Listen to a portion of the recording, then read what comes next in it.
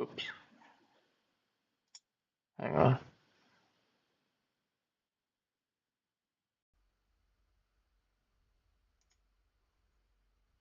Check, check, check. Okay, hope that fixed it. Check, check, check. I don't know how to find out.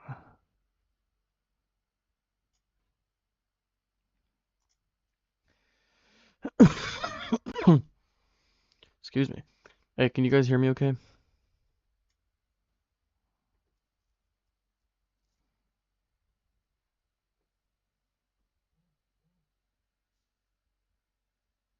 Okay, good.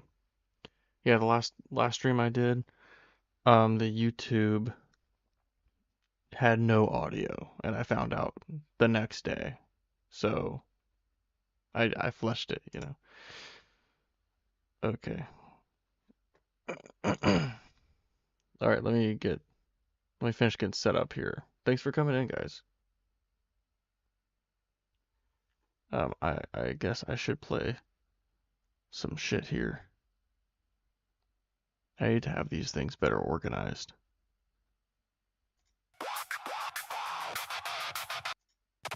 Yeah.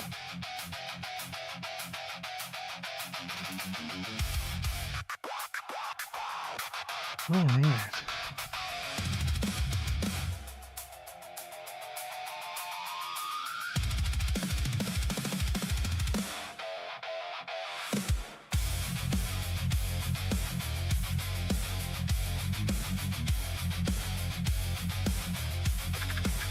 I got a freaking pimple on my head.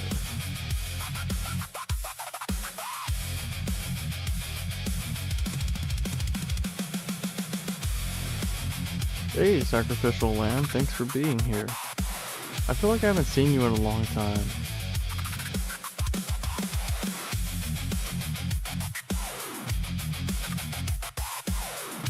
Oh, that's great to hear, Tammy. Yeah, I was raised Christian as well. I'm sending some invites out here at the beginning, guys. Make sure that you send your heart needs and stuff, and send all your shares out. The engagement in the beginning really sets the tone for the algorithm. I'm just sending out some invites now. So as soon as I'm done with this, I'm gonna get into the guest requests.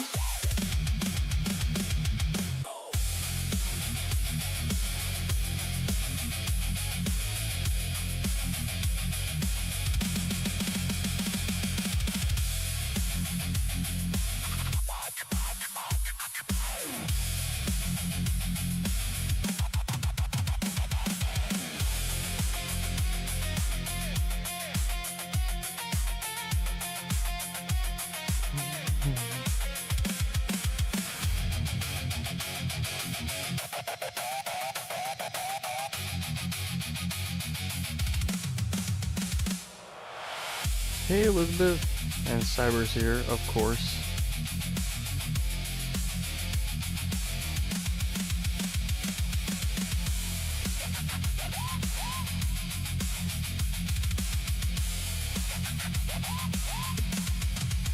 Yeah, guys, tonight I am joined by the one and only, well, I guess there's two technically, but Cyber Deconstruction. Cyber deconstruction.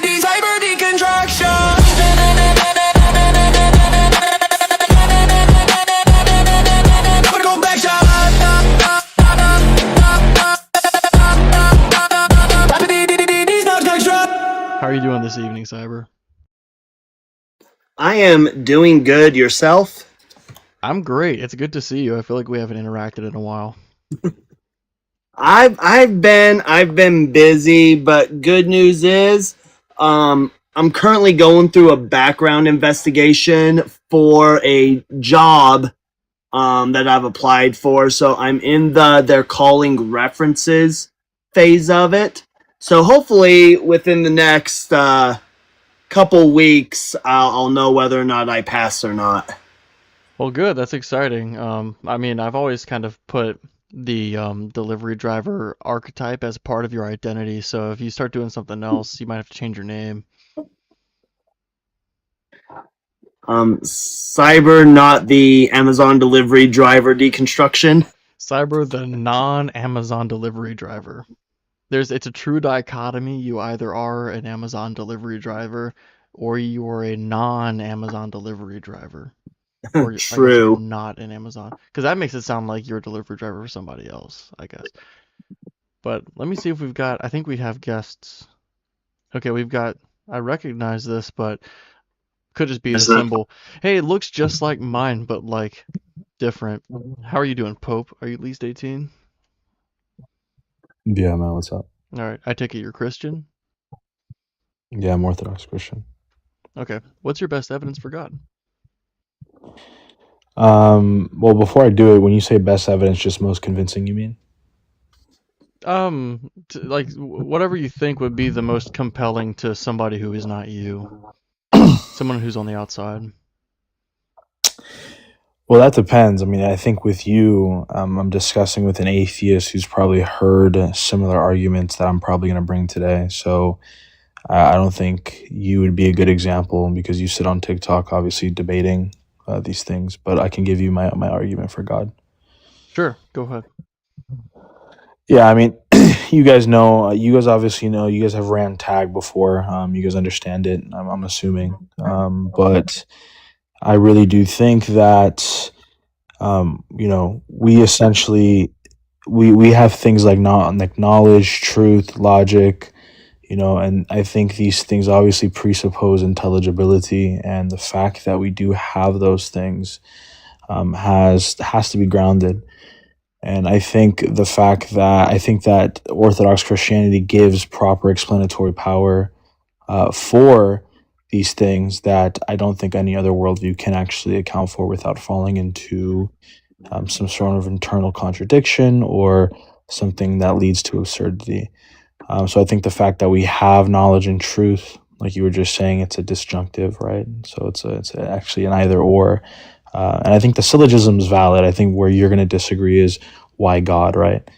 But yeah, that's essentially my argument, more of a Sure. philosophical. So you said that your position just has the best justification for these things, and everything else will fall, or everything else that you've at least encountered would eventually fall to some kind of logical absurdity. But what exactly is it that gives it the justification? Can you elaborate on that? Well, when you say justification, when you say what gives it the justification, I'm Because saying you're that, positing yeah. with tag, you're positing that truth, intelligibility, logic, and all these things are grounded in something that's transcendental. Um, and I guess the question would be why God. I guess you kind of did predict where I was going to go with this. Yeah, how do we know that the thing that's grounding these things, if we're going to assume that there is actually like a platonic grounding for these kinds of things, that it's God and that's your specific one? Well, I mean, it would be a multitude of reasons, right? It's not just one specific thing. I would argue that I would say the question really becomes which obviously worldview gives the best account for the contradictions that sorry, not for the contradictions, for the conditions. Why don't we just do this? Just run the argument and we'll respond. Well, no, I'm gonna answer your question, right? I'm saying that this worldview gives the account of the conditions that make knowledge possible. So, orthodoxy claims obviously truth, rationality, all the transcendentals, right? And it gives a positive account, right? And these things don't lead to contradictions. And essentially, the argument is a comparison of worldviews. Worldviews are not infinite, right? There's a starting point. There may be different variations of worldviews, but there's always a starting point. There's no such thing as an infinite number of worldviews. That's how we can know. So it's a positive account, and we could go down through every, obviously, aspect. And then there's also the fact to the impossibility of the contrary, the fact that no other worldview can account, but my worldview can. And you're gonna have to contend with that. You can't just be like, "No, bro, that's not true." You actually have to. Well, I'm not. So cyber deconstruction here is a Platonist, if I remember correctly. I'm more of a nominalist, where I don't think that these abstract concepts like are something that are transcendental. I think that they are emergent, right? So things Emergent like properties of what? The brain? Just like nature, yeah. So like a lot. Well, yeah, I guess abstract objects would be emergent of a mind, and minds would be emergent of brain activity. So that's my position on that. I think that the universe behaves in a consistent way, but it's not intelligible until there's something that's able to actually make sense of it. But it behaves in a certain way. What do you mean? Think it behaves consistently, right? Like it behaves before minds existed. I would say that the universe behaved then in a way that we would today consider logical, but back then there was no concept of logic, so it wouldn't really make sense to say that it was logical then, right? See So what I'm saying? is it? Yeah. So I understand. So you don't hold obviously that logic, exists, right? Not in any. So Doesn't I think actually that the exist. No, thing, yeah, I right. think that logic is descriptive. Like logic itself as a Yeah, it concept is doesn't just actually descriptive. exist. Right, It like doesn't actually it's exist. right, yeah, it Okay. doesn't exist as a force that prevents contradictions or anything like that. I just think that it's just like a realization that contradictions don't exist, and we're describing the types of contradictions that we won't find. So you would reject obviously in your view the mind existing as well. The mind doesn't exist. I would say that, well, so the mind is sort of personal, and I don't really know my view on that. I would say pragmatically the mind exists, but I would say that it's the Well, brain activity, and we interpret it however we interpret it. how is that an emergent property of nature then? Because it would be the brain activity that is making it possible. Yeah, but the brain activity doesn't actually give you an accounting for the mind at all whatsoever. Well, if Like just you, because you have a physical yeah, I mean, if you were to biological. stop the brain activity, then the mind wouldn't be able to continue to do anything. Yeah, but that's not really contending with what I said. I'm saying that the accounting of the mind, like for example, you can't derive anything from looking at the brain, right, in a physical way. You Well, can't say that of there are course thoughts not. going on. Yeah, Yeah, of course not. so you haven't accounted for the mind. Well, the mind is demonstrably dependent on the brain. Anytime Yeah, we would mess around with the physical matter or the electrical signals in the brain, it affects the person's mental states. I'm not denying that. I'm just telling you that it doesn't I really address the distinction, the real distinction in categories, right? Even your worldview would allow for that on the mind and obviously the brain. I'm not arguing that there's not foundation. Like yes, we have a body, we are physical, sure, but it doesn't really an account or given a account for how we know things, right? Outside the fact that you say we have a brain that runs things. But the fact is that you can't derive anything just from looking at the physical brain whatsoever. It's impossible in your worldview. Yeah, I'm not So, really seeing what the issue is. What do you think, Cyber? well, Yeah, I'm not seeing the issue either because it would be the case that like a mind or what we would consider like a mind or consciousness is just what the brain does. It's just brain functions. yeah. So on an MRI machine, can you derive what exactly a thought is without using your mind? Just by Uh, observing the brain, can you derive what somebody's thinking? oh, we can't derive what they're thinking, but Why not? well, hold. Let me finish. Or why not? But what we can do is kind of get an idea of possibilities because depending on what they're thinking, different parts of their brain are going to light up, right? So we'll have ideas of what they could potentially be, Compared to whether it's what? emotional, physical, stuff like that, because different parts of the MRI But machine or but different compared parts of to the what? image will light up. But compared to what? Based off of what? Like, what do you mean? Like you're saying that we would be able to make determinations of possibilities based off of what? What comparison are you using to base that someone is having a certain emotion or someone's thinking maybe about something complex? Like how would you know that Yeah, so we could take a look at the without presupposing the mind? You're being you yeah, bel- so yeah. like for example, we can have somebody hooked up to checking their brain waves, brain scans, and let's say we introduce a painful stimuli. Well, we can take a look at what their brain state is before that painful stimuli is added, and then once that stimuli is added, we can see what parts of the brain start to light up, Wait, but right? the painful stimuli again makes a presupposition that people experience things. So you're at this point where you reach an infinite regression where you actually have to now say that something that is not physical actually exists or comports, right? And this I'm is a what. Platonist. I'm okay Oh, with sorry, that. you're a Plato. My bad, my bad. I'm sorry. The other guy, the other guy. Your position is actually more not. It's kind of a little bit more difficult for you to obtain, but I would say the host here would kind of have to concede that we wouldn't be able to know anything, right? Because you can't actually derive anything from just looking at the brain, like whatsoever. There is no information about thoughts. There's no information about anything other than the fact that you can see neurons, but neurons don't tell you information. So you would have to concede that the mind exists because you said you believe it exists. Yeah, just like I mean, it's just it would just be it would just be like a higher form of like consciousness, right? The brain activity would just give rise to certain levels of consciousness depending on how sophisticated the brain is, and we just have very sophisticated brains that have evolved to have sophisticated thoughts. Well, and just real quick too, how are you using the word presuppose here? Just out of curiosity.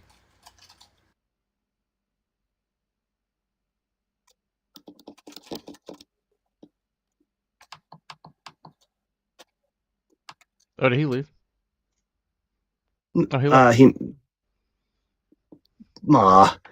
He might have had a low phone battery and not realize it. But I would say that like um when we take a view at like reality, because his I think where he was trying to ultimately get to was intelligibility, right? How do we get intelligibility, right?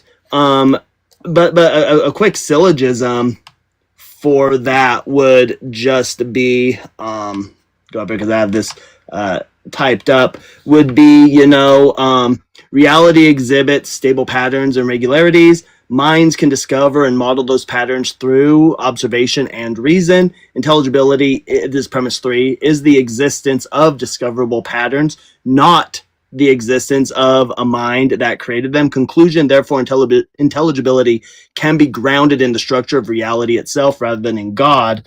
But then if we want to go like in the case of me, where I hold that like oh, and if you're a naturalist, there's a naturalist. To exist at all, a universe must have some structure or nature. Premise 2, any structure necessarily produces regularities. Premise 3, regularities are what make rational inquiry possible. Conclusion is therefore intelligibility follows naturally from the existence of structured reality.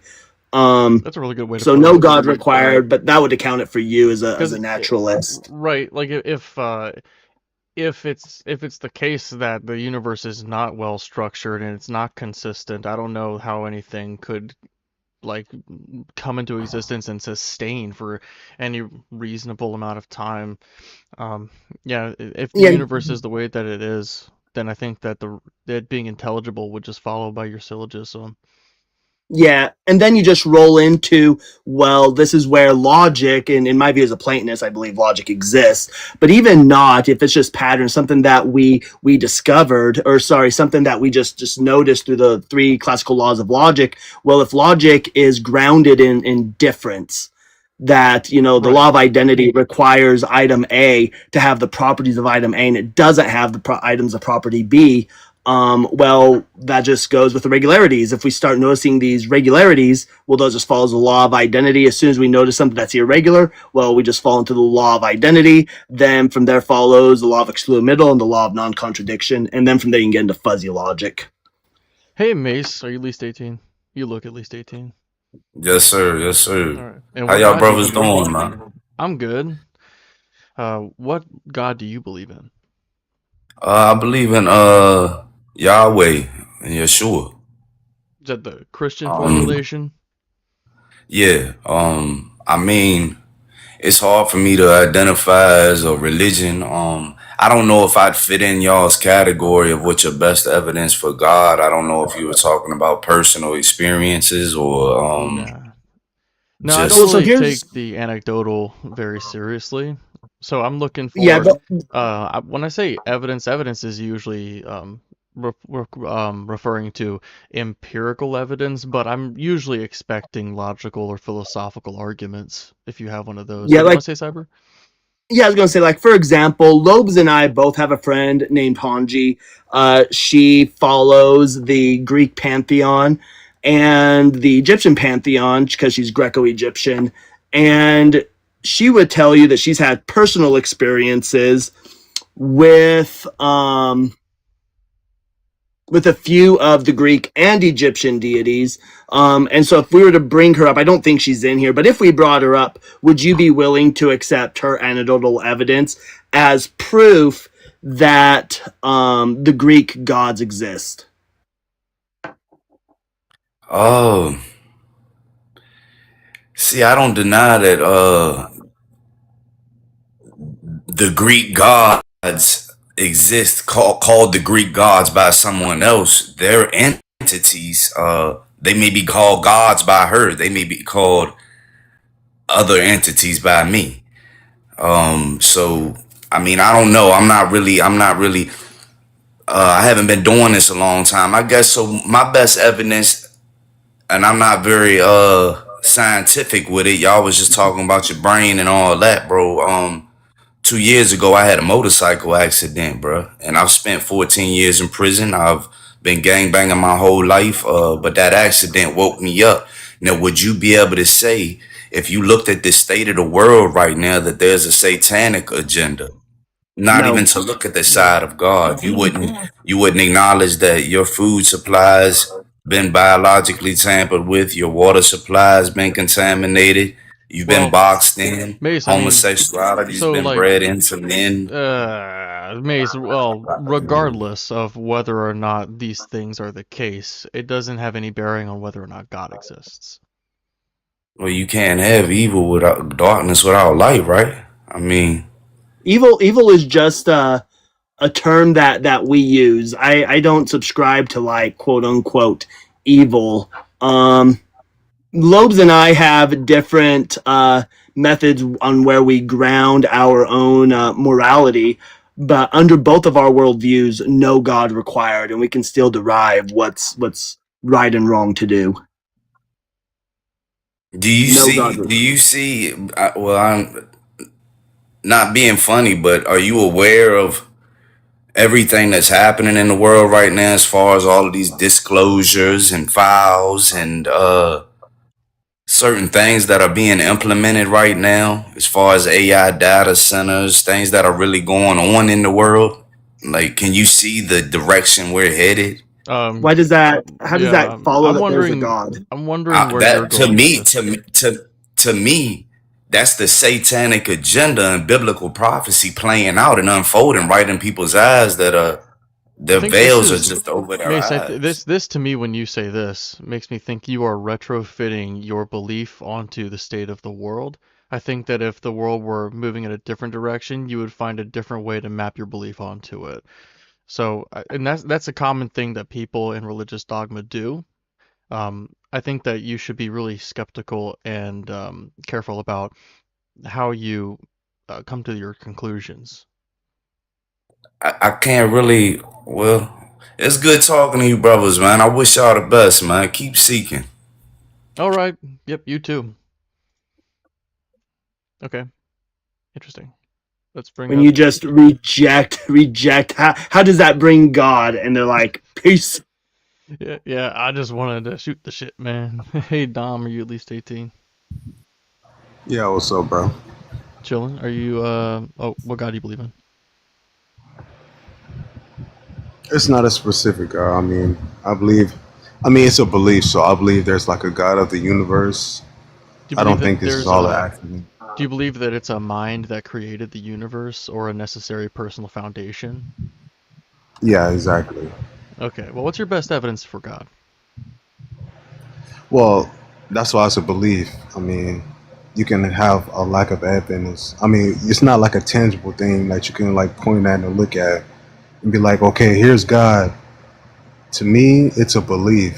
And like I have conversations with Christians and Muslims and all that. And my question to you is though, do you Well, want proof of God? Dom, I want, so I understand it's a belief, I agree. But what I really want is just justification for the belief, because we all are in agreement that it's a belief. I just think it's an unjustified one. So I want to know what your best justification is for it. Afterlife. I mean, like the brother was talking who was on before me. Sometimes not everybody needs like a belief, but it makes people better. Like it helps a lot of people as far as their spirituality and Okay. moving on through What you're through talking Well, let's life. say about, the is a prudential reason to believe in it, but I'm looking for more like a propositional reason because I'm talking about the truth value of it. Because I think you could believe something that isn't true but benefits you or somebody else. But what I'm trying to get to the bottom of is the truth value. yeah, like for example, let's say there's a deity named Glebelglock, and 2,000 years from now, the belief in Glebelglock, who is a completely fictional deity, is leading to a better world. Do you think we should allow people to think that Glebelglock actually exists? Yeah, if that's what they want to believe and it's making them a better person, and they're But not like, If Glebelglock doesn't exist, though, is Glebelglock actually making them a better person, or are they themselves making themselves a better person? And if it is the case that they themselves are making themselves a better person because again Global doesn't exist, well, isn't it better to teach them and people to hold that, hey, I can do this on my own, no God required? yeah, in my opinion, it's like training wheels. I mean, not everybody needs training wheels.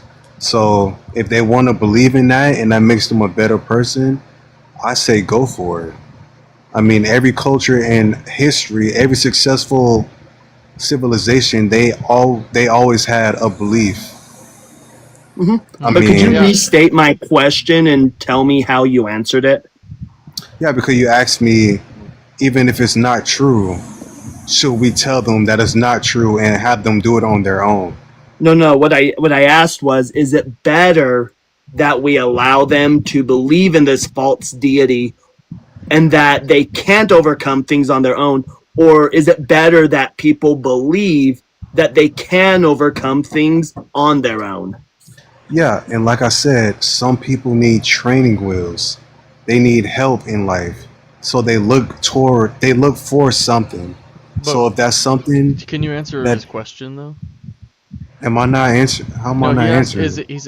he asked, is it better for A or better for B? A being um, continuing to allow people to believe in something that's not true because there's a benefit, or B, letting them believe in themselves. Well, I guess I should be like more specific, but do you remember the question? Yeah, I mean, I Yeah. would say that's depending on the person. I mean, because every person is not the same. Right, but So, all else being the same, which one do you think is better? I mean, I lean towards the truth. That's why I don't pick a specific theology to follow Well, because that's I did good. my research. No, Dom, that's awesome, and that's what I wanted to get to the bottom of is the truth. So, regardless of whether a belief is beneficial or not, let's get to the bottom of whether or not this thing actually exists. So, what is your best Exactly. like propositional evidence that God exists? I would say humans are intellect, and that's the only thing I could think of. I don't think this is an accident. I mean, science doesn't explain everything. There's holes. I know you're gonna say God's are the God, but I mean, it's kind of a reality. It seems Science does like, not yeah, it explain. seems like it is an Yeah, intuition that you're having that is doing the God of the Gaps fallacy. So, but if you're aware that it's a fallacy, then I think you ought correct your view on this or find another way to justify the claim, right? yeah, but my opinion, a lack of evidence does not mean that it's not true. We just don't have the evidence. Could it come Right. about another But time? have you ever heard of Russell's teapot? No. Russell's teapot is this teapot that's orbiting around the sun. I can't prove that it does not exist. I also don't have evidence that it does exist.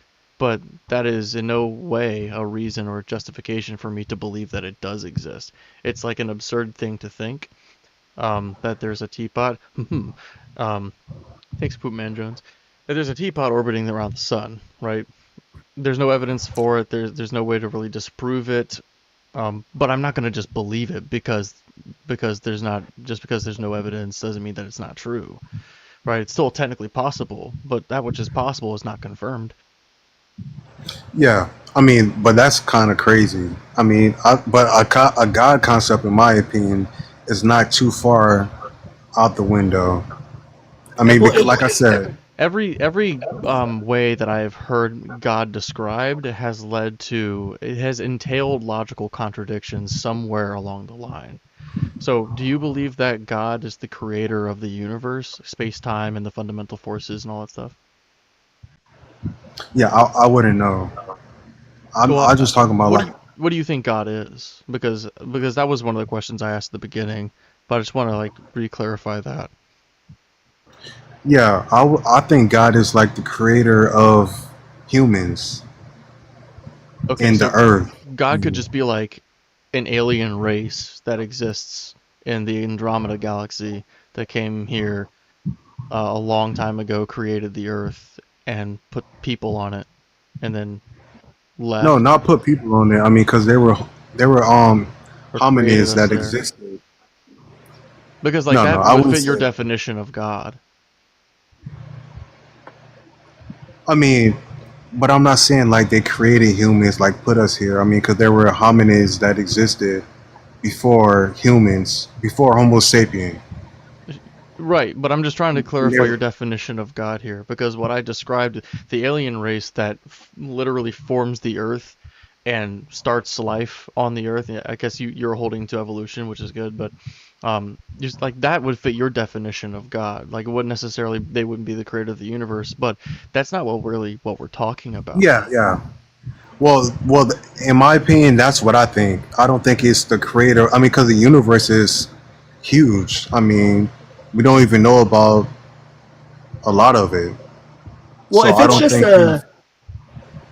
going to be like an alien race, we just wouldn't consider that to be God, right? Because has a naturalistic explanation. Well, we're using God because that's a term that we have. I But mean, I what wouldn't. we mean by God is an ultimate being with a mind that created everything. At least that's how I define it. I That's don't what know I'm if that's how talking Will. about. Yeah, pretty much that. So like every single thing in the universe. Correct. The entire universe. Yeah. Okay, so yeah, I don't agree with that. All right. Dom, I I'm gonna mean, move on to somebody who does, but you're really polite and everything. I would love if you have a position on this in the future. I would love for you to come back up and discuss it.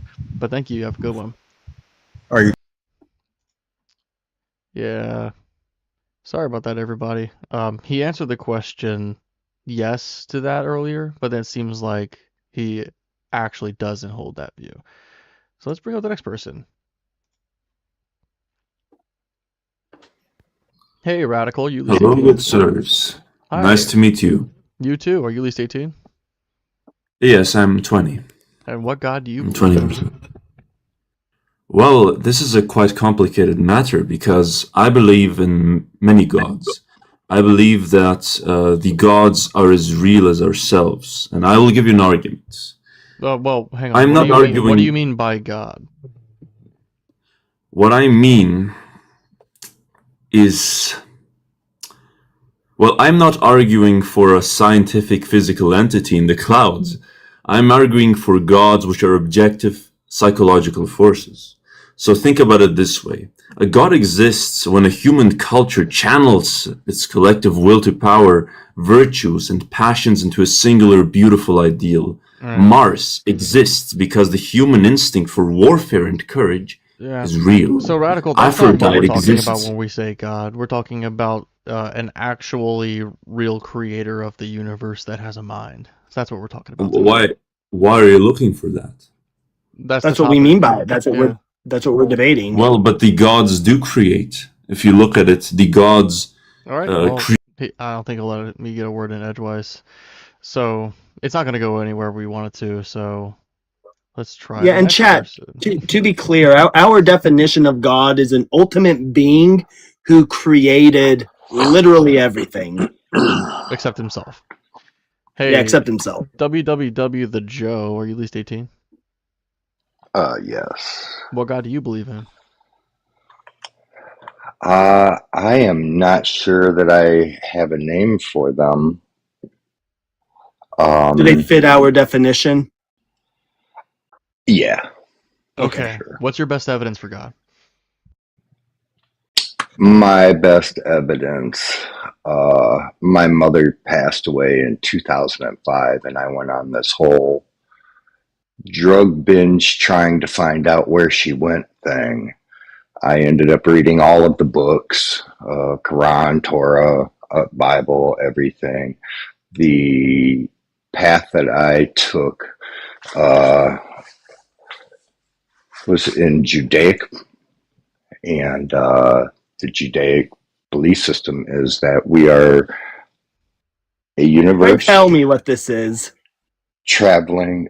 We are a universe with 6 universes around us, which was basically all dumped into the other universes with older creations. Okay, so So my belief is, if you look at the human body and what we have, this is a totally different take. And I'm not sure how I can yeah, pinpoint it to right. So anybody. you're kind of just telling me what you believe in, but what's your evidence for what, like, for a God Okay. existing? Can I get You to said that it? God fits our definition. So, maybe you've got like a weird or like unconventional way of going about how you think this God exists. But like, what's the actual justification to think that this thing is real?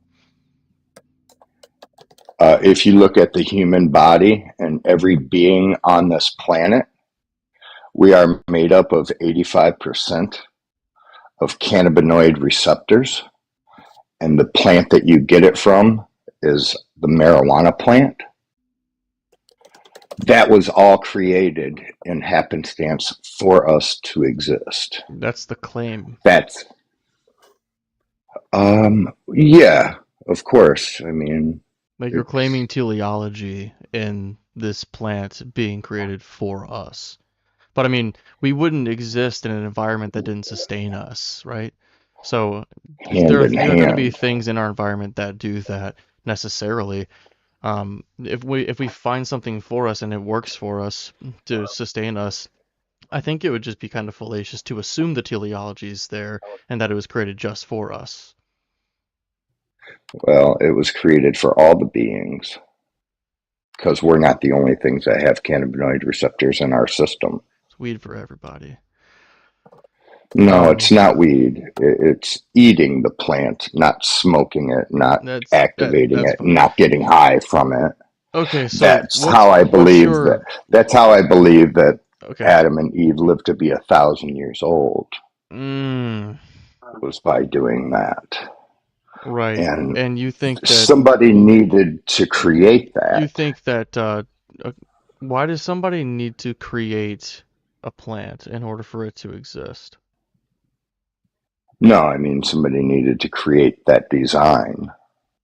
Why? That's why they were. That's why they were thrown. It's a design. Yeah, it is. Yeah, you're begging the question that it's a design. Because we have a lock. We have a lock in us, and we put the cannabinoid receptors in it, and that is the key. Sounds very woo. So what is the justification for the plant or the universe being designed? How are you inferring design here? I just said we are the lock, and the marijuana plant is the key. That's like a that's how we expand our mind. An example of how you see it. But what's the justification for thinking this is true? That it was designed. Because we are designed to live 1,000 years. not 100. That's another claim. I mean, this like just Well, stacking claims on claims. all right. Hey, great for you. Okay. And it Get me turns out of out here. that this is like the cannabinoid things. It's just a coincidence that like A um coincidence. well we don't need to Get me eat out it, of but here, it is dude. well listen, it is the case that in animals when we turn these off, right? Because through science and technology today, we're able to turn these on and off. Oh, he dropped. Yeah, he left. I was about to kick him though. Yeah, but it is the case though that the whole reasoning for this is actually for eating. It's this weird thing where if these cells get turned off, then animals, when we've done it to animals, they end up passing away because they forget to eat. These cells drive us to eat. That's very fascinating. Hey Joel, are you really 15? Yes, sir, I am. Are we in your pocket or something? What do you mean? Just a lot of like mic rubbing or something. Oh, I was moving around. Sorry, I'm settling down. But, Okay, gotcha. All right, what I got you moving, believe Joel? I believe Jesus Christ is our Lord and Savior. Okay, what's your best evidence for God? I don't know if it's really more of evidence. It's more of a presence, I should say. I Well, let grew me up ask in you a a question real quick on that. Right. So, because I feel like we're going to get into like anecdotal evidence. So let's say, let me find somebody in chat who's if Mazikeen is still in here. If Mazikeen is still in No, here. no, let me talk, dude. Well, Why let me don't finish you real want to quick. hear from my Let's side? say, well, I just have a question because I believe you're going to go into anecdotal evidence. So let's say my friend Mazikeen has a belief in a different deity, and she has like this presence or these other experiences concerning her deity. Does that mean her deity exists? No, because God tells us there is only one God. None. But you're going to base yours off anecdotal evidence. So why are you going to ignore Okay, her so anecdotal evidence? I'd like to go on that guy earlier. So if you take a look around us in this world, it's going to evil. And the way I see it, the Bible is the only one that explains how this world is coming to an end. So, Joel, I mean, you could make up any explanation for any phenomenon, but you need to actually provide justification for the explanation. Having an answer is not the same as having a justified answer. Well, you guys didn't let me finish from before. I mean, Well, how about this? you guys cut me off. How about this? Will you be going down the anecdotal route or not? I'm a little slow, sorry. Please explain. Will you ultimately be landing on some kind of vibes or personal experience? Yes, this is going to come from personal experience. Yeah, so that's just not going to work for us. You know, we don't consider that to be very compelling evidence. That's why So you don't... that's why Cyber interjected, because he could sense that you were going that way, and we wanted to like prevent a long discussion that would ultimately lead nowhere. So we're more interested in things that could actually provide justification for somebody else, not just the person who experienced the phenomena. Because the only way you would reject like Mazikeen's experience is by committing a fallacy called begging the question. You'd have to beg the question by presupposing that your God exists, but then you're going to run into a circular argument there. But you did bring something up that I do want to talk about, because you mentioned something about God being like good. Do you believe that God is all good? Yes, he is. God He's is all good. judgmental, but he's good. He's all good. Do you believe that forcing a man, or sorry, not a man, forcing a woman who has been raped, do you believe it is good to have her marry her rapist? No, I do not. Have you ever read Deuteronomy 22? I'm currently in the New Testament. So in Deuteronomy 22, verses 28 through 29, it says, if a man meets a virgin who is not engaged and seizes her, the word there for seize is tophos. Tophos is used in like combat words. Whenever you read about a city being captured or a person being captured in the Hebrew scripture, it's going to use the word tophos. So if a man meets a virgin who is not engaged and seizes her and lies with her, and they are discovered, the man who lie with her shall give 50 shekels of silver to the young woman's father, and she shall become his wife. Because he violated her, he shall not be permitted to divorce her as long as he lives. So here God is saying that if a man grapes a woman, she is required to marry him and she cannot divorce him. So you have a contradiction in your worldview. You believe that forcing a woman who's been raped to marry her rapist is bad. But God says it's good. God, in fact, commands it. Let me do some more research, and if I catch you guys, I'll explain more for sure. But that is from the Old Testament. A lot of things have changed throughout. Does God change? Does he change? Yeah. No? So if God doesn't change, then his law doesn't change, right? And God says throughout the Hebrew scripture that this law is to be perpetual, it's to be practiced forever. In fact, even Jesus himself in Matthew 23 states that because the Pharisees sit on the seat of Moses, meaning they have the authority, that whatever they say and teach, do it. Just don't do what they do because they're hypocrites. But if they say and teach it, then you must do it. And this is what they were teaching. Cyber, I think it has a lot to do with how you interpret it. Oh, hang on. Sorry. You go ahead. I think it has to do a lot with how you interpret it, because Jesus tells us we have to plant a seed and let them decide if they want to grow. We do. Yeah, but we're talking about the law here. We're talking about the law here, though. That's just talking about whether or not you want to believe in him or not. But we're talking about the law that God gave. I need to do more Jesus research. reinforcing that law. I need to do some more studying because you guys caught me off guard. But you guys take care, and I hope you know Jesus is real and he will reign a second time. All right. Yeah, man. Thank you for coming up. And that's your Joel? presupposition. There was something I found a song that I generated that just has that verse as the lyrics, but I was about to Let's hear it.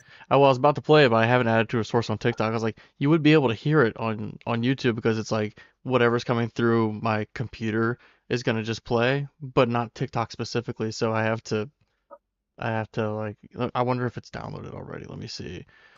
Look at Jaren down there, that Christ before Jesus cuck frickin' down there, frickin' that mythicist. Yeah, what's your evidence that Jesus never existed? Go ahead. Yeah, Jaren. J. Aaron. Hang on, let me see if I can add a source. Okay, this and add. Select. Start calling you Lobes Read Bible.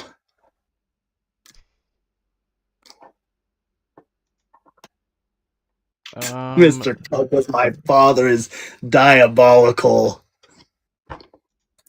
If a man meets a virgin who is not pledged to be married, not engaged, and forces himself on her, forcing deep inside, and they are discovered, better not get caught. He shall pay the girl's father 50 shekels of silver, because dad's the real victim here. He must marry the young woman, for he has violated her. That'll teach him. He can never divorce her as long as he lives. Now she can be legally violated every day, every day, oh, every day. Oh, yeah, every day, every day. He gets guaranteed dibs to purchase that lady. Now she can be forced to have his babies. 50 shekels for some lifetime poontang. And all he's gotta do is just take, violate. Isn't it great? Violate. Isn't it great? All he's gotta do is to grape. Yeah, so that's it. It goes on further, but it's like it just repeats the lyrics. So Hold on, we've got what is it? Jesus Keeper saying it was about unlawful intercourse rather than violent grape. So the word there for seized is tophos. Tophos, literally, like quite literally, anytime it's used in the Hebrew scriptures, literally means to capture, right? It's utilized in like capturing cities or when people get captured. So if a woman is being captured, this isn't unlawful intercourse. This is quite literally grape. It's quite literally grape. Ved, are you at least 18?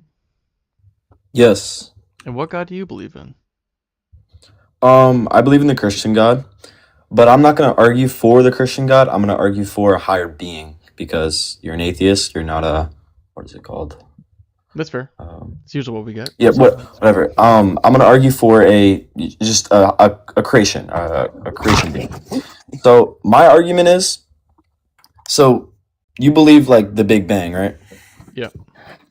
I have a feeling you're going to straw man the Big Bang, but Probably. let's see. But yeah, what is straw man?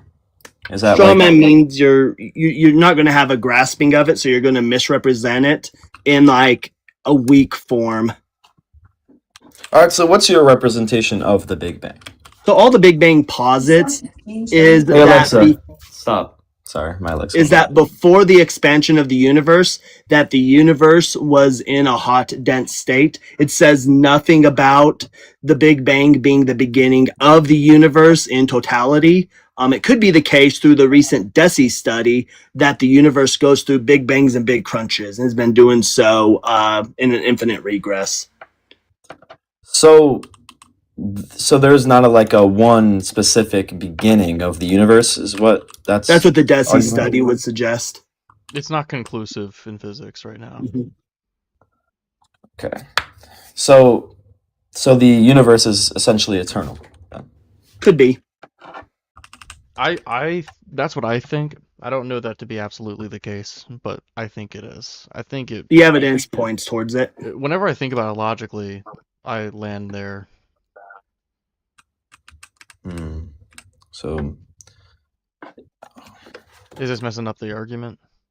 No, it's not messing up the argument. I was trying to while I was watching your live before, I was trying to think of my argument.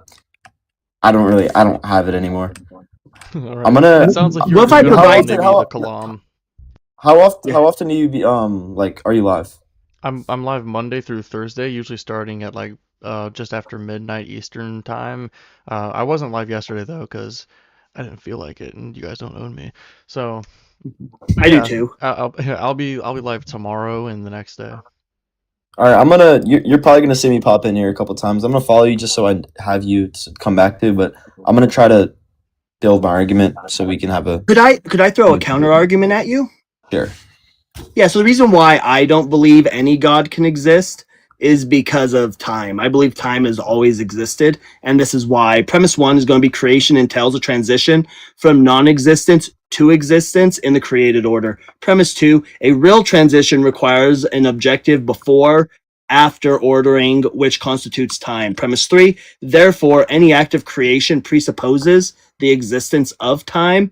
P4, premise 4, creating time itself constitutes a real transition from which time goes from non-existence to existent.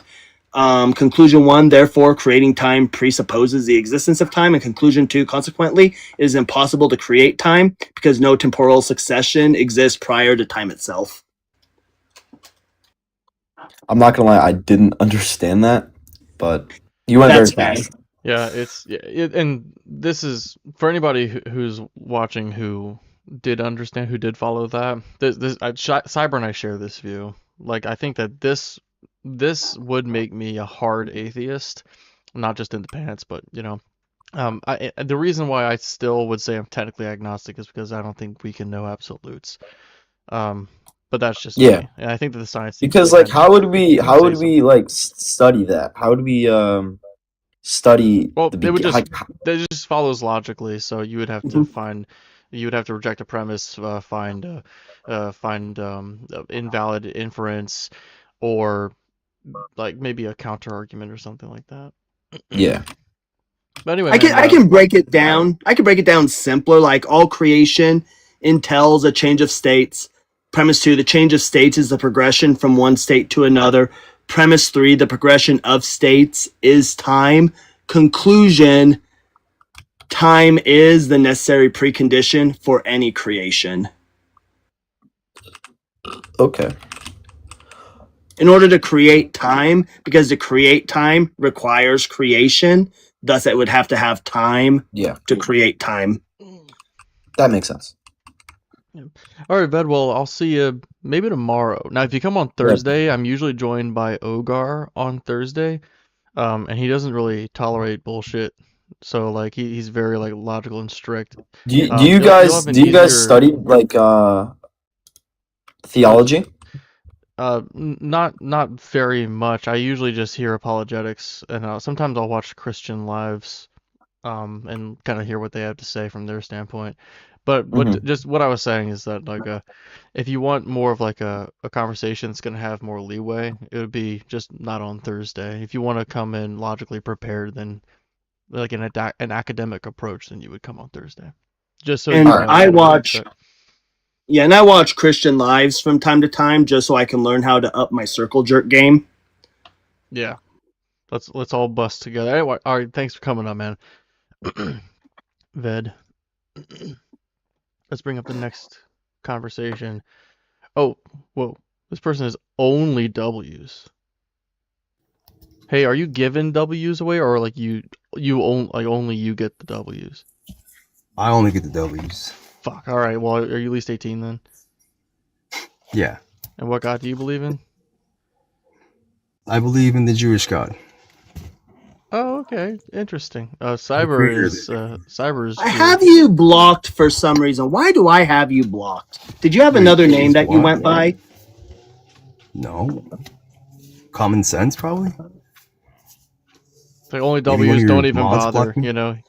If he only gets W's, why would I even bother debating him? Right. Yeah. So what's your argument for the Jewish God?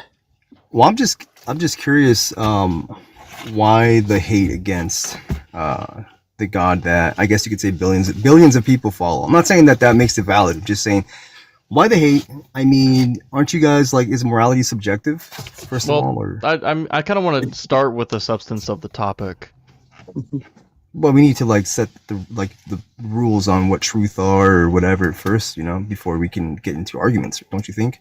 No, I don't think can't so. just- I don't ever do that, and I Oh. have perfectly fine like conversations with people.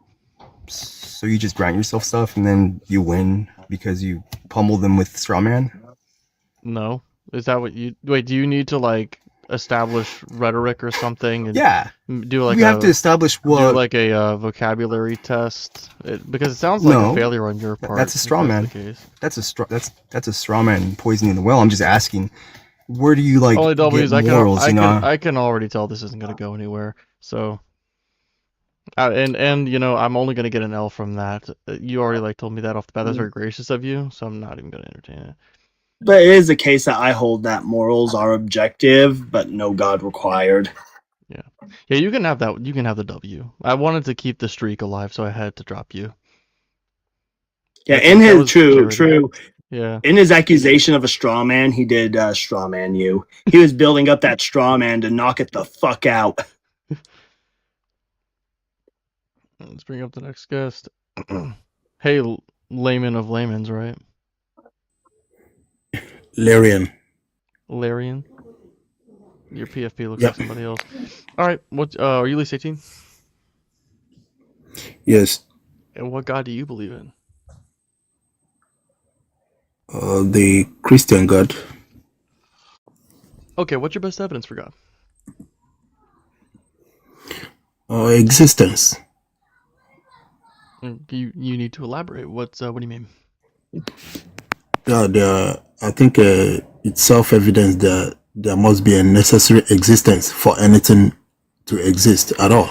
No, I agree. Well, with it turns that. out I'm a necessitarian, so yeah, existence is necessary. But why Yes. does God follow from that? No, whatever that grounding of existence is, that's what we refer to as God. That's what we mean. That's Oh, what that's we just a misnomer then. mean when Because we're if that's the case, any necessitarian would be a theist. Yeah, would you say that your definition of God is an ultimate being that created everything with a mind? that would be like a more elaborate religious expression of it. But philosophically, the God we are referring to is the grounding of existence, or also called existence It's itself. logic? Your God As is a- logic? The ground of logic. Does your God have a mind? No, the grounding of logic is difference. So difference, is that what your God is difference? What do you mean by difference?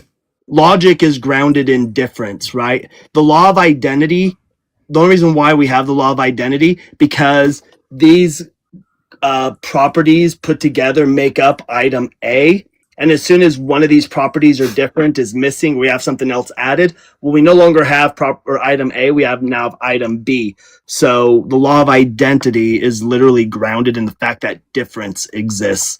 From the law of identity, we get the law of non-contradiction and the law of excluded middle. Through the law of excluded middle, we can enter into fuzzy logic. But yeah, logic is quite literally grounded in difference. No, actually, because if you're talking about logic, and then you from logic you leap to the laws of logic, Mhm. just like you talk They're about grounded in reality, and then difference. you talk about let's do this one. You talk about nature, then you talk about the laws of nature. We're not Which talking about came the laws of first? nature. We're talking about the laws of logic. No. I'm trying to do something here because you kind of did something spectacular. You try to kind of draw a wedge between logic being a prerequisite for any form of knowledge, for any form of knowing, and then I the didn't do laws that. of When did logic. I do I'm trying that? to say that is grounded in difference. So you're Yeah. not which came first, difference or logic? Can you answer the Huh? question? What came Which first? came first? Yes. Well, so here's the rounding of this, right? Well, the only way we can have difference is if patterns exist. But if patterns exist, then reality must exist, right? So we've got this loop, this chain going on, right? Okay. So let's go back No because I think God we are deflecting required. now. I think we are deflecting now. So I'm we not already deflecting. agree. Okay, we already agreed with the thing I worship. You already said that thing exists, correct? Wait, I said what? The very thing I worship, what I refer to as God, you acknowledge this thing does exist. No. Because No, you believe in a no. specific, because the way that you described God is just the ultimate necessary foundation. But I would say it's the ultimate Yes. necessary personal foundation. It's got a mind. It has personhood. No. That's what We a just God is. okay. That's okay. So you're kind of adding all the attributes of God, but at least you No, have to I'm demonstrate. not. This is like the normative understanding of what God is. Yeah, like Are you for familiar with example, our point? you Are you familiar with said our you point? said hold on. You said that God is the ultimate foundation, right? But then we're going to have to decide what's the ultimate foundation, right? Because and then you brought up like logic, right? But then I said, well, it can't be logic because logic is grounded in difference, right? But in order for there to be difference itself has to be grounded in patterns. But patterns have to be grounded in reality. Without reality, there's no patterns. Without patterns, there can't be difference. Without difference, there can't be the law of identity. Without the law of identity, we can't have no law of non-contradiction, no law of excluded middle, thus no laws of logic, right? So it just depends on where you're putting like the ultimate foundation at. That's what I'm attacking is like, what's the ultimate foundation?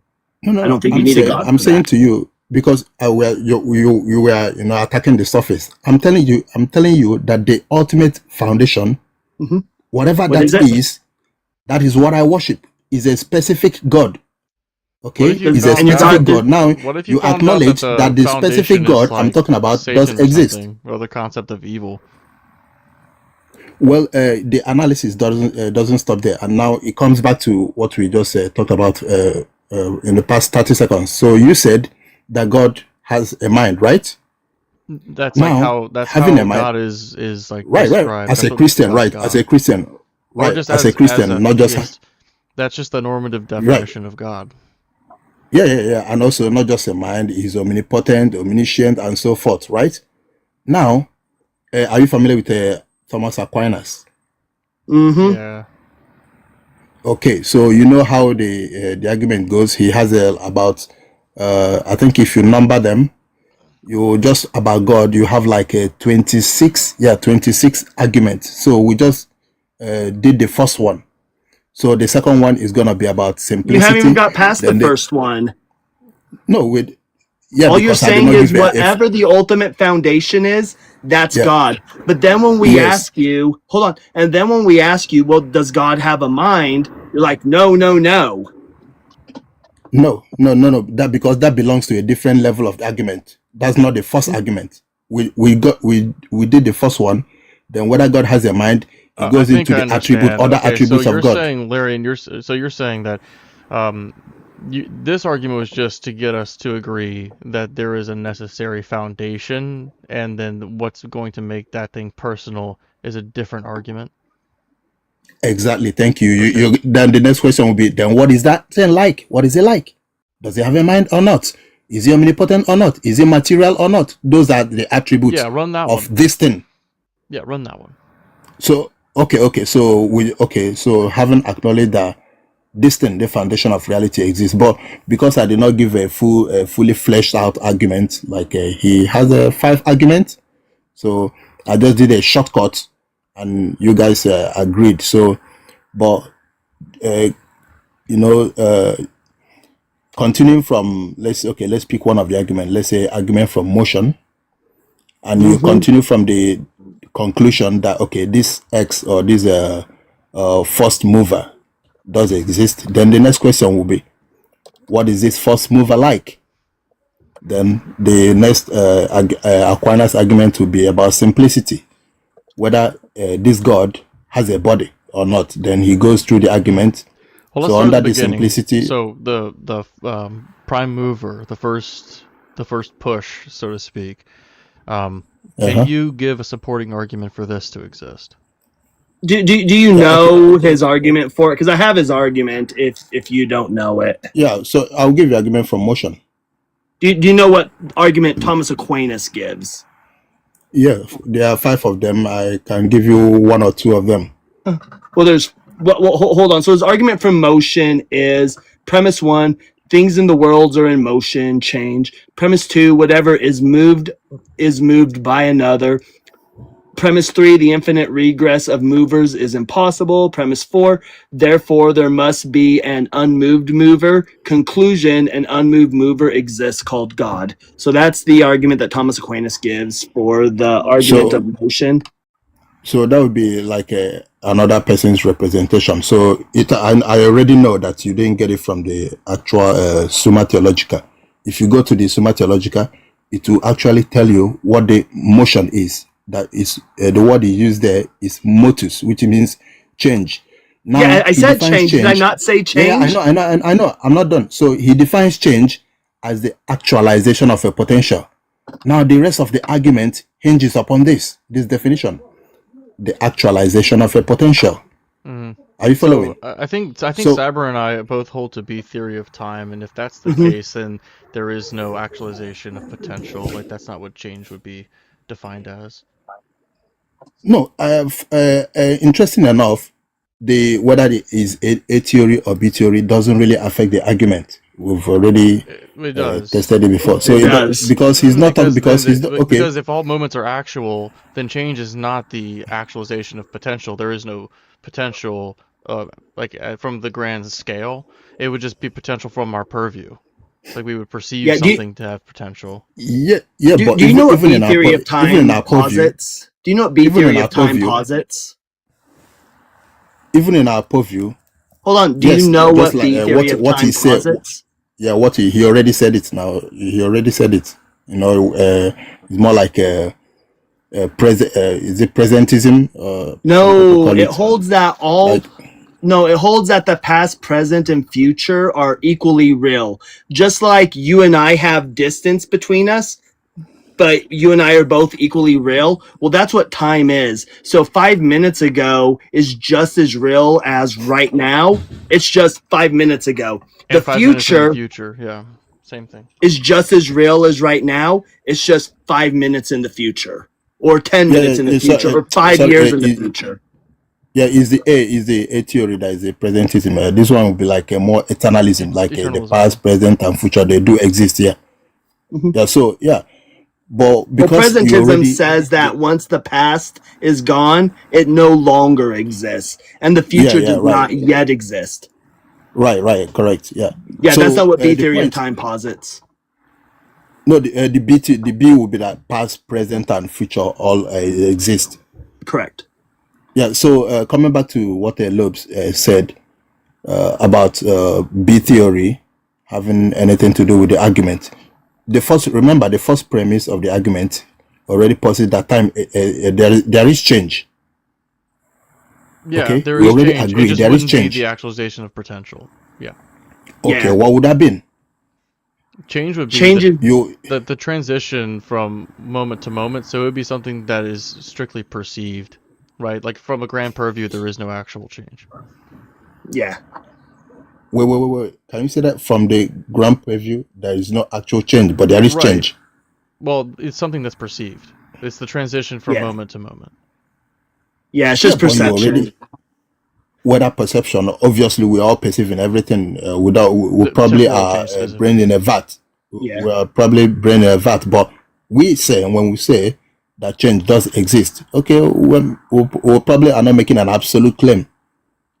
Okay, because we have to like jump out of our mind to even trust our mind to be making a rational, objective, I mean, we don't just absolute. we don't like So, yeah, just so say that eternalism is true just because. Like there are reasons. This is backed by physics. hmm It's the yeah, that's why I law of say simultaneity, I think it's called. I can't pronounce it. Simultaneity. simultaneity. So it's Yeah, why. there is Yeah, so it's simultaneous why. causation. Huh? Simultaneous causation. No. For example, if Lobes and I are both moving, but he's moving at like the speed of light and I'm not, we're going to experience time different because of time dilation. Uh-huh. This Or if one of gives Or credence. if one of us is like near a much more massive object than the other, then there's another form of Mhm. time dilation that we could undergo. Yeah, I get the point you guys are making, but I'm not sure if you're getting my point. I'm saying that once you posit or maybe laying out the argument will help better. But I think in the definition alone, that, for example, you have ignorance, okay, because it's not always about a Newtonian motion. Let's say someone moving from ignorance to knowledge, that's a change. Okay, an ignorant person is potentially So knowledgeable, right, but so not actually, that's what but I'm potentially saying though. knowledgeable. Now, when he gains Larian, knowledge, he's now actually knowledgeable.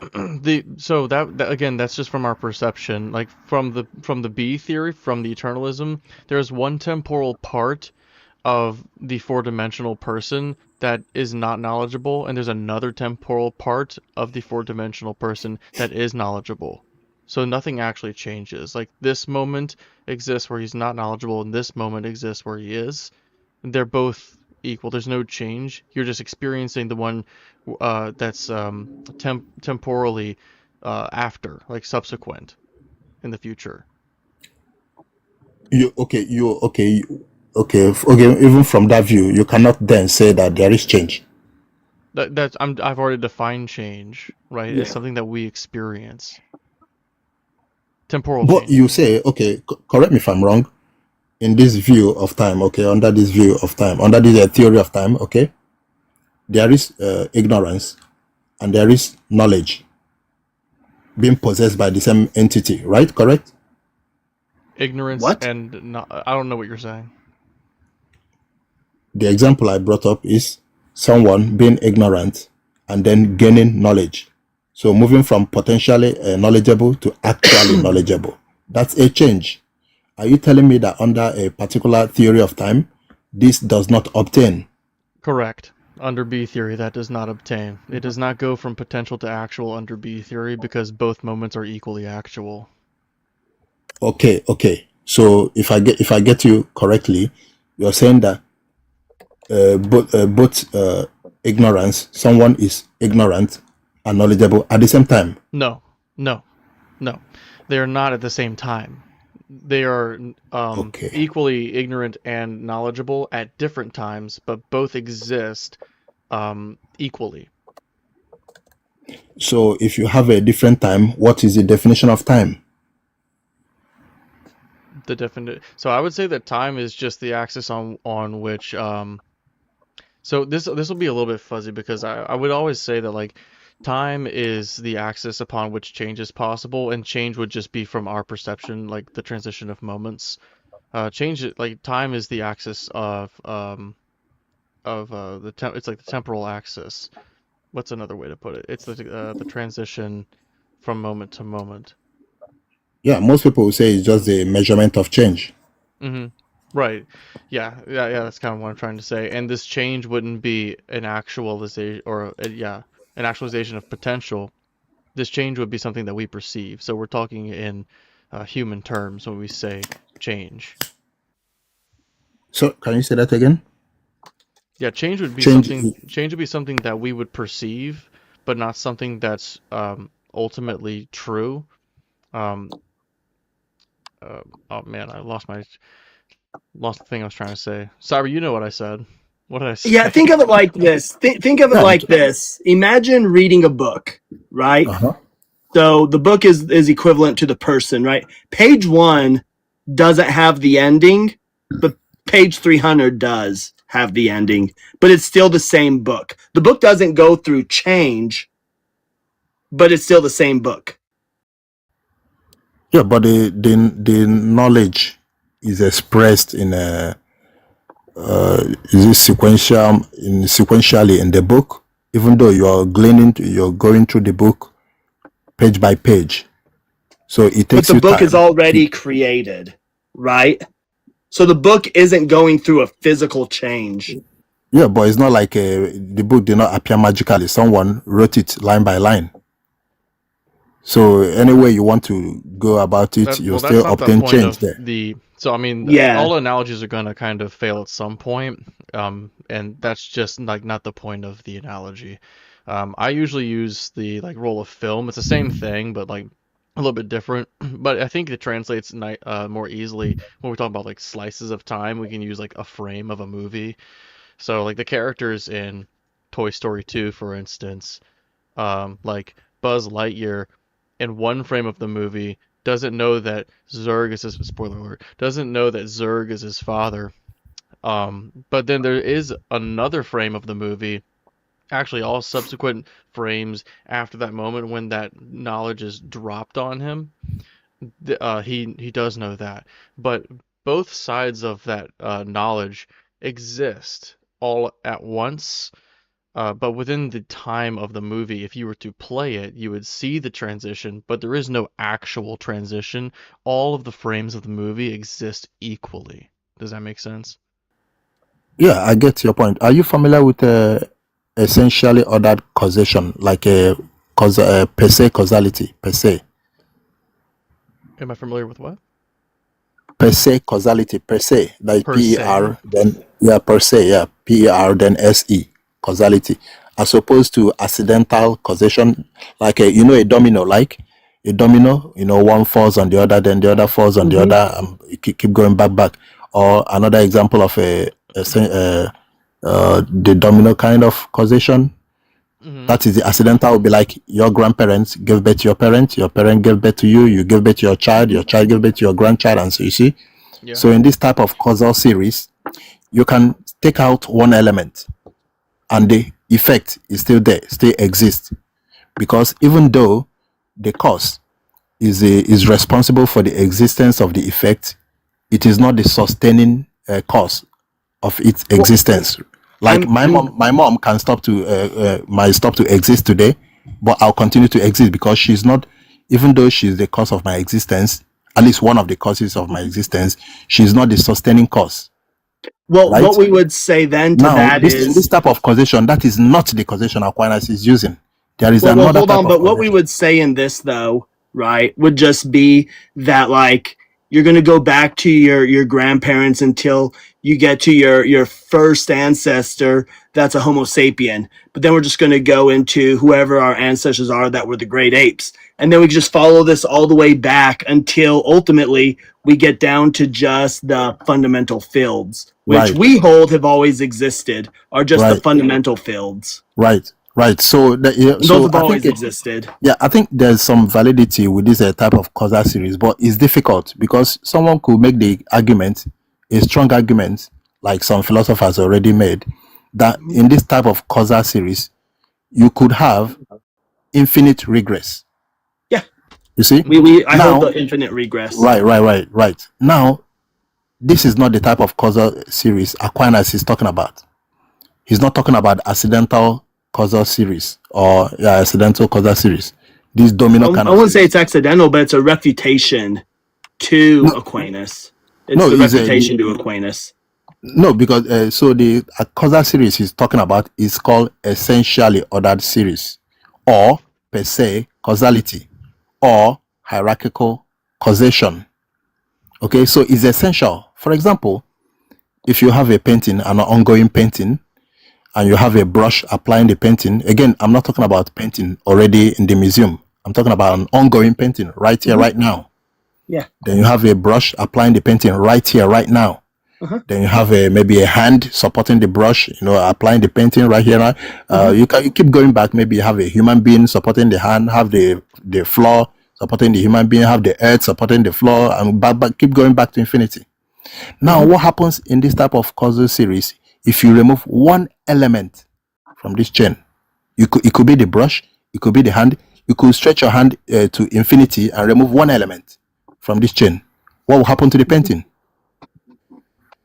Yeah, it's going to be different. It's gonna stop probably, right?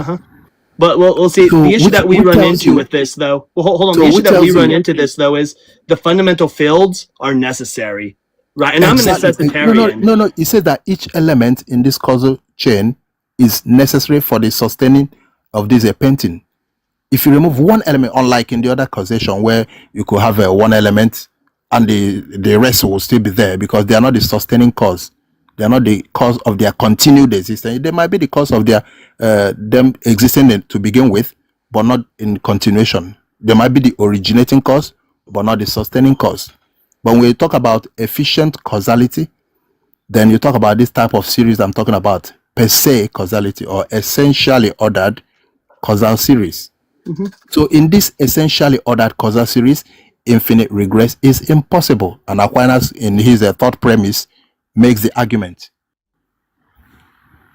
Yeah, I'm refuting the argument. If you Go want ahead. like the refutation of it, I mean, we could just go like what we observe as changing objects are patterns or excitations of fundamental fields. The existence of changing patterns does not imply that the underlying fields themselves are being moved by something. The fundamental fields may be the unmoved foundation of physical reality. Conclusion, therefore, any existence of change does not require an unmoved mover distinct from the universe. So this will be a refutation of Aristotle, not Aquinas, because I've already gone through all the refutation. In fact, I spent some I time no, I looking up refuted more. you. You haven't refuted me. I just refuted No, you. you did not refute me. No, you did not refute me. I did. Aquinas's because- mover, Aquinas's first mover is saying that the first mover must be God. No, It can't be anybody else but God. No. But I'm telling No. you why it doesn't necessarily need to be God. It could just be the fundamental fields themselves. You see the problem. You are just attacking something Aquinas did not say. Aquinas doesn't say the first mover is God. He said the first mover is what we refer to as God. We just whatever the first mover is, we just slap a label on it. God, God. He's not saying the first mover is God. No, he said the first mover is what we give Is what the we label. call God, right? Yeah, we'll just apply the Okay, so label the to first whatever that mover thing is is. God. So that's a kind of the different statement. Does Aquinas hold, does Thomas Aquinas, a Catholic, does he hold that God is a mind, an ultimate being with a mind that created everything? Does Yeah. Thomas Aquinas hold that that is what God is? Yes, I think he made the argument in I think in number 10. So when we say that we're just slapping the label of God, and we know exactly what Thomas Aquinas means when he's slapping the label on it. No. But you're gonna get into trouble because you're not following it systematically. So you not only confuse other people, you also confuse yourself because you have to So is follow he it saying the fundamental systematically. fields are God? No, it doesn't even say anything about fundamental field. But No, if you well, want to, because that's my refutation, is that at the base, whatever this unmoved mover is, I'm refuting Aquinas by saying it is the fundamental fields. would you agree And with you're me? saying, I'm not saying it's this ultimate being with a mind that create. I'm not, what you're saying is I'm not saying that. Oh, sorry, Aquinas ain't saying that. Whatever that is, he's just slapping the title of God on it. So what you would have to say then is that under my view, Aquinas is taking the fundamental fields and slapping God on them. Well, because I don't know what you mean by fundamental field. If you mean ultimate reality or the most fundamental being itself, or which is existence itself or being itself, then I'll be like, yeah. But if you say fundamental field, I'm an engineer, so I think it's something that belongs to science. Okay, when you say fundamental thing or fundamental particle and things like that. But if you say ground of existence or existence itself or being itself, then we are talking metaphysics. Then I'll be like, yeah, of course, that's what So Aquinas is talking fundamental about. fields in modern physics is just a basic, irreducible entity that exists through space-time, whose I know. excitations appear to us as particles, forces, and physical phenomena, but does not Yeah. have a mind. Yeah, like if you keep going down, you could get to maybe photons. I think photons is as far as you can go. No, you can Like, get to like gluons and stuff. Mm-hmm. But keep in yeah, mind, if you go beyond photons, you probably will not get anything. the part of that physics, definition anything was material. does not have a mind. Sorry, say that again. Part of that definition was does not have a mind. Yeah, but that's why I say there's a problem because I'm not conceding that the fundamental thing is the particle or whatever you're talking about in physics. I think there's a limitation to physics, which even scientists agree with. Okay, they know that they agree that yeah, there at some point the laws we recognize in science breaks down.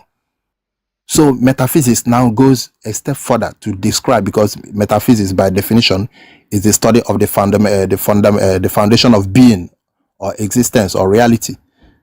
There So we that's go. So like for example, you have the electron fields, right? And when the electron field, which is a fundamental field, when it gets excited, we get electrons, right? yeah, but that's just like ignoring the argument Aquinas makes to show that we're not I'm even talking about refuting something material. Aquinas. No, you don't get it. I'm refuting Aquinas. Can you articulate what you're refuting? Just take a few moments to articulate Aquinas' argument. Yeah, then I'm refute it. saying that the unmoved mover. No, just articulate his argument. Let's start from there. Then articulate his argument. I'll be like, yeah, that's his argument. Then you can go ahead and refute it. Yeah, his argument is right. Is going to be motion. Is going to be essentially things change. Whatever changes is changed by something else. An infinite regress of changes, of changers, is impossible. Therefore, there must be an unmoved mover. And the unmoved mover is God. Or the way you keep wording it, is just has the label of God. Can you tell me the second premise again? Whatever that is being changed? Whatever changes is changed by something else. The Okay, so third that's premise is the infinite regress changers is impossible. Premise 4, therefore, there must be an unmoved mover, and that unmoved mover is what supports premise 2. okay. So when because of the way his argument is represented, you conceal the important part. Okay, let's talk about premise 2 now. Aquinas will say that change, again, I told you it will hinge on the definition. Change being the actualization of a pattern, just like you have a water in a kettle, which is potentially hot, but not yet hot. Now, what do you need to get this potentially hot water to actually hot water? Can you give me the answer? Something Wait, say that else. again? Well, How we do already you get? spent time talking about this definition. How you said it hinges Yeah, it will on be. this definition, and we've already just like explained why this definition doesn't hold, at least from our view.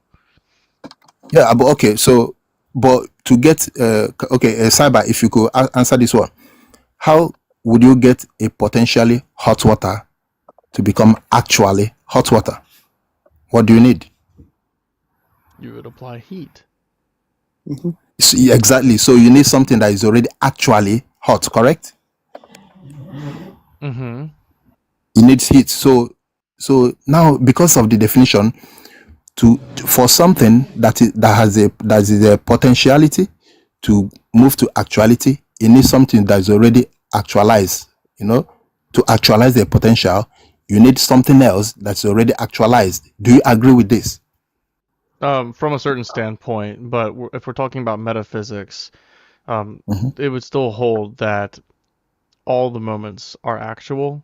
So when you have this heat that's actually hot in one moment, Mhm. the thing that's the water does not the water does not become hot.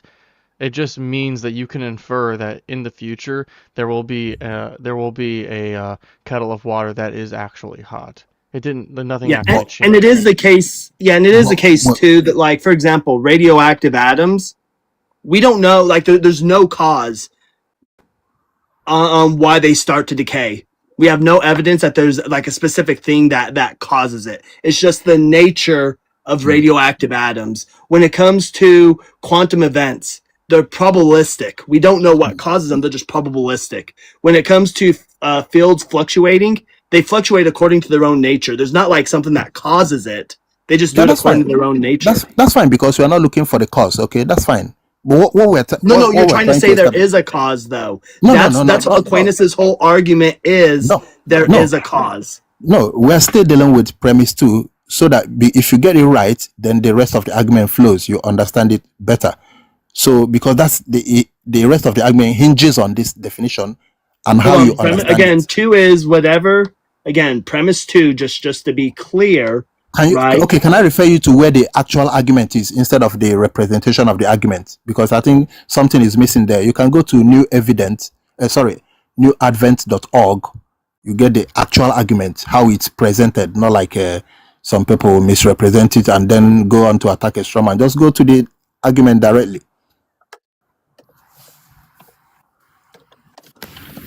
So you see how Can you it's, just present your version of it and we can go off of that? yeah, sure. So the first premise will be that change exists, and by change we mean the actualization of potential. Then the second premise, for something, for a potential to become actualized, you need something else. Hold on. that you I'm already in here. Can you actualized. tell me where in this paper I should be reading this at? Okay, tell me where you're at, so I'll guide you. So I'm in Summa Theologica, Theologia Prima Pars. Okay, click on prima pars. Okay. Then what do you see there? Existence. The Yeah, existence click of on God. existence. Click on existence. Existence. What do you see? You see three questions. Objection one. It seems the existence of God is self-evident. Hang on. First, Okay, before you so- guys continue, I want to acknowledge Sarah Elknu for the fucking galaxy. Thank you so much for that.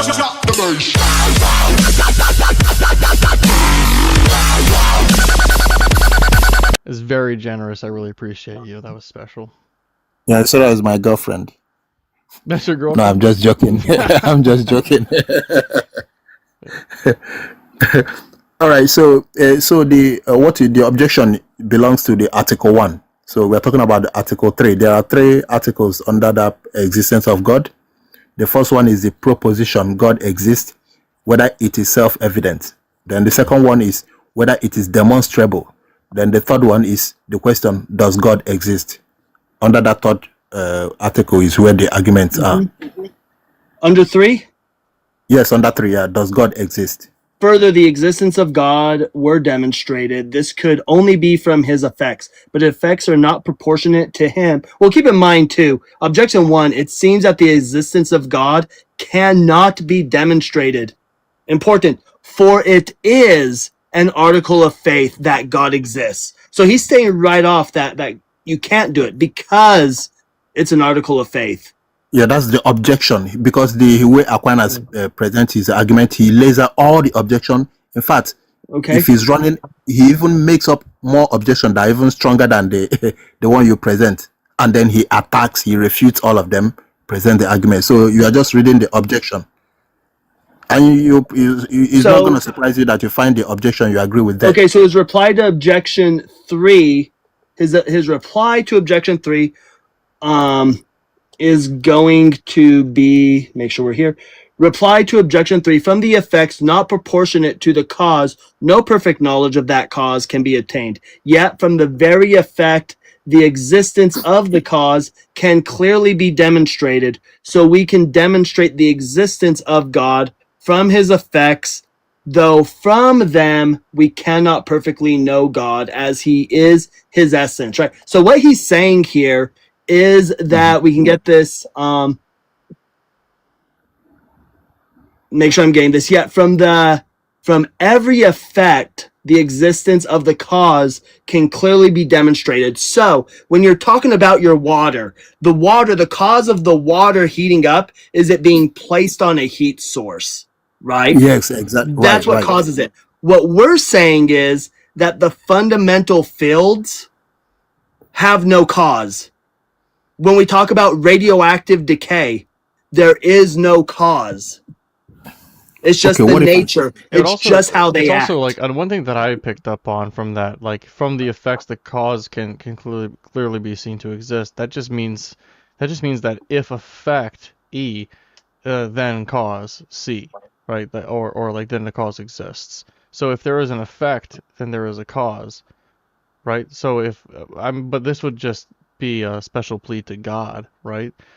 Yeah, But I think this is yeah, this you is know- only this is God is the unmoved mover is like the exception to the rule, or I would call it a special plea. But it's only because of the inference or the claim that an infinite regress is not possible. Yeah, I see the point you're making, but you know, the objection, the reply to objection only pertains to a specific objection. So it's not like giving the full argument. In fact, below that is now the actual argument. Just below that reply to objection 3 is now the actual argument. Can you see it? Whether God exists. Are you able to see it? Hold on. Reply to 3. Yes, the one you just read. Then the next paragraph.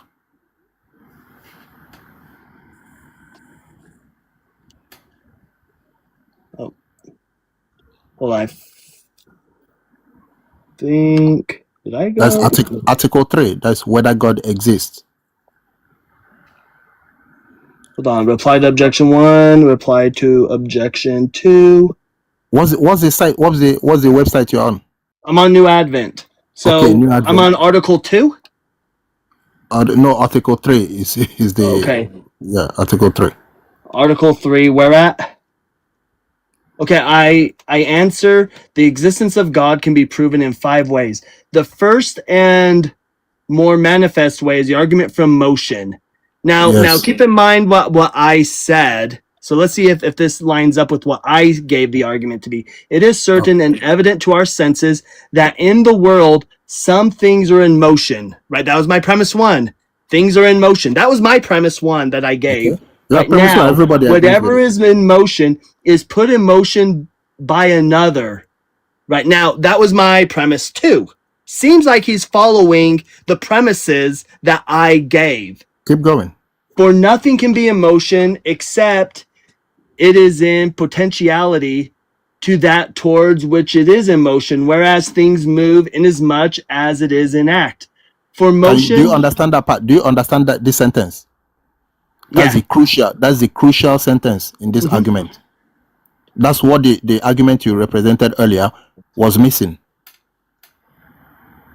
so okay, Potentiality, things So move give from me- potential to act. And I think it's self-evident. I don't think anyone can deny this. Things move from potential to act, to actual. I used to be ignorant. Now I'm knowledgeable. I used to have a cold water, potentially hot water, then actually hot water. I used to be not a very potentially handsome guy. Now I'm actually a handsome guy.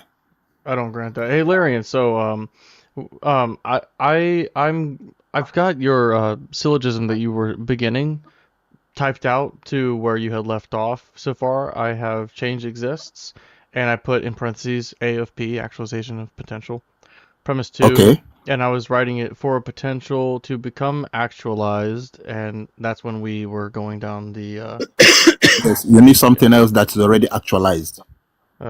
something Something else else that's that already actualized. is Yeah. already actual is required. Can I say? Is that fair? Yeah, that's fine. Okay, is required. Okay, what's your third premise for this? Okay, so the third premise will be that an infinite regress of potentialities cannot conduce to an actuality, cannot give you actuality. Even if you line up, potentialities you want to actualize them, but you keep adding potentialities, you're never gonna be able to actualize that potential. Okay, Now refer back to the it was. example. I Refer just back want to to the analogy I formalize it. gave So, you. an infinite regress of potentialities cannot produce actuality. Is that what you're saying? Right. Yeah, exactly. Yeah. Refer back now to the example analogy I gave you with the painting and the stick and the hand and everything. So let's say there's no beginning motion. Maybe let's say the grounding I understand. I actualized have it stuff typed is a down. What's human your being. fourth Yeah. premise? I just want to get the whole Okay. thing. Or is Okay. that a conclusion? So if this, so the first premise will probably be the conclusion. Therefore, there must be the first actualizer. There must be an actualizer. There must be an actualizer, or do you want to be a little bit more specific? Like there must be an Yeah, there must be an actualizer or unactualized actualizer. an unactualized.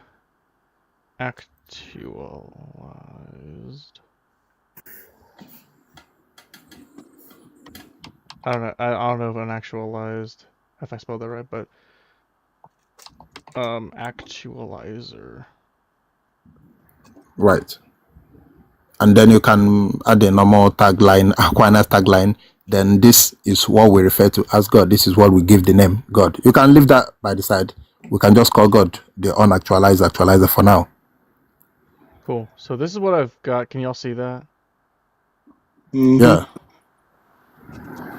Is it like legible? Can you read it? Yeah, of course. Apart Okay. from the spelling. Yeah, apart from the spelling is okay. Right. Change exists. Yep. Actualization of potential. For potential to become actualized, something else that is already actual is required. An infinite regress of potentialities cannot produce actualities. There must be an unactualized actualizer. Okay. Right. So I have I mean from the very beginning, and this we're going in circles. I don't define change as actualization of potential because of eternalism. Let's see, the second premise, for a potential to become actualized, something's already actual is required. That would hinge on the first premise. And then the third premise, an infinite regress of potentialities cannot produce actualities. Now, under eternalism, it doesn't necessarily mean that it's an infinite regress. It just means that all moments are actual. It could be an infinite past with a finite future. It could be a finite past with a infinite future, like a ray. It could be infinite in both directions. It just means that Yeah, all but you moments have are to. actual. So now, the way that I see it, an infinite regress is one in which you have an infinite series of cause and effect that has no beginning and no end. That's what I Yes. would consider to be infinite. Yeah. Now, And in every this series, there's no every actualized. Yeah. right now, yeah. So there wouldn't be logically. It wouldn't have a start. So having an issue with how does it start is sort of like besides the point.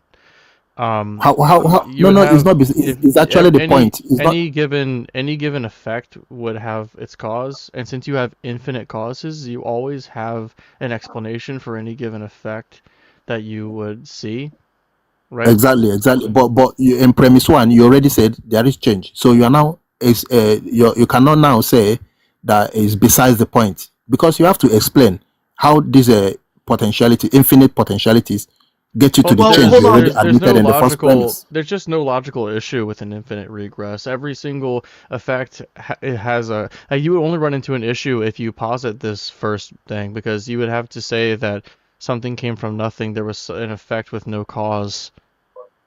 No, I agree with you. I agree with you. There's no problem with infinite regress, but there is problem with a specific infinite regress, precisely the infinite regress of potentialities. Of course, there is Right. no problem. You can have infinite regress of, like I already told you earlier, of Well, accidental causal series. You can go out to infinity, no problem. so But in Larian, this particular this like causal series, you cannot have infinite regress of potentialities, getting you to actualize anything. I wanted But to we already see change. Change does Larian, I exist. wanted to, yeah, I agree the change exists, but I was trying to attack this from a different way just to not keep going in circles. But ultimately, I think the biggest problem is that change exists, and your definition is actualization of potential. I said, I think in the first 5 minutes of our conversation that, like, I don't think that change is the actualization of potential.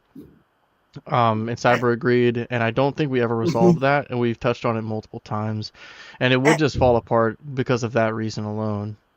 And you keep wanting to go back. Hold on, you keep wanting to go back to Aristotle's metaphysics. We don't use Aristotle's metaphysics anymore with potentiality and actuality, right?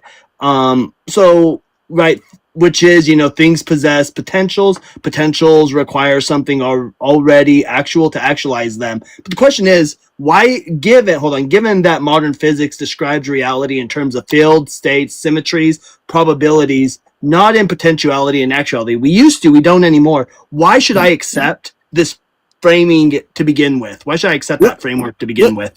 Yeah, because modern people are not because the people who have done the groundwork, the metaphysicians have already laid the groundwork. Then we are mostly scientific minded today, empiricists today. So it's not the case that we don't revert back to Aquinas and Aristotle. It's just that we are more focused on the empiricism. Well, Metaphysicians the empiricism today, has metaphysicians today still do metaphysics. I wanted to find a good spot, but I don't know if I will. So, Larian, I've been talking to you or we've been talking to you for about 50 minutes. And Oh, really? I'm having I'm having a Time lot of flies. fun. I know I'm having a lot of fun talking to you, and I would love for you to come back, but I want to give somebody else a chance to talk before I sign Oh, sure. off. But Sure. yeah, but just because like we're at this point we are going in circles, and I do want to be fair to the other people who are requesting, but definitely No, come it's back. okay. Yeah, Yeah, and thanks thank for you for having being respectful. Yeah, thanks for Let's having give me. Lyrian some massive W's. yeah. You Larian's guys have an awesome day. great Okay. guest. Always welcome back. Yeah, Larian is, and that's a nice offset too, because we had a lot of quick joins and drops because of them not tracking or being bad faith or whatever. You know, I think he's got a really good head on his shoulders. He's just misinformed or something. I don't know Yeah. how to put it. Like, And real quick, that only W's, I went back and looked. He's not Jewish. He cosplays being Jewish just to do a lot of anti-Semitic things. that's why I why you have blocked him him. blocked. Okay. Hi, Purple. You're looking very purpley tonight. So, are you at least 18? Yeah, I am. And what God do you believe in? I just believe that there is some sort of creator. I'm not religious. Do you think that it's like a personal creator, a mind that's responsible for the existence of the universe? Yeah. Okay. And would you What's say your- that like Jesus Christ is like the son of said creator and is potentially, possibly also the creator? Nah, I'm not sure about that. Not Okay. religious. Cool. So, what's your best evidence for God, Purple? I think fine tuning for discoverability motivates God's existence. Okay. Do you want to provide an argument for that? Or do you want a refutation? Or You can give a refutation if you're already familiar with the argument. so well, which type of fine tuning are you talking about? Are you talking about like the Discoverability. discoverability? Okay. Do you believe that well, so the counter argument that I would give would hinge on supremacy. So would you consider the God to be all powerful or no? No. Okay. I guess give your formulation of it because I think that's what it would hinge on, my refutation of it. I don't really have the formulation on me right now. It would just be some Bayesian analysis. Be something like the conditional upon discoverability. The evidence of that seems to favor design over non-design. Well, you don't have to be very formal about it. We can be casual, but just Okay, that's just like fine. yeah, just motivate it. Just motivate it as best you can. Okay, so I'd say something like, given discoverability, there's two plausible hypotheses when we're looking at the universe. Before we recognize the existence of the universe, is either the universe was designed or the universe was not designed. Those are two plausible explanations. So what I want to say is something like, well, given fine tuning, and what that's sort of given discoverability, where discoverability is just the idea that science is just legible in this universe, meaning that when it comes to progressing our scientific theories, it's done so really well, and also it's the case that when it comes to us doing science, it seems that our science maps on with what's going on in the universe. An example of this would be how we are able to infer truths about the universe's past, particularly that of the Big Bang. So I'm saying something like, well, given this evidence, I think something like this would be expected under the design hypothesis, particularly the subsection where we have the subsection of the design hypothesis called value selectors. So value selectors are just going to be these are just these particular designers that are responsible for the universe in some way, but they're very biased towards valuable things. So when I'm given the bias here, I would say something like, well, it wouldn't be surprising that these entities are responsible for the universe that we're in currently, opposed to that of like the counter hypothesis, which I would say some non-design hypothesis, particularly that of naturalism, if we're looking at either a single universe or maybe an infinite one. Right. Cyber, you provided a really cool syllogism earlier about it was intelligibility, but I think discoverability is more or less a synonym. Do you want to give that one? Because I was pretty fascinated by that one. Yeah, let me see if I had it typed up. I gotta go see. It had to do with like the structure. I don't remember exactly how you worded it, but I think it was pretty thoughtful, right? Yeah. See if I can go back and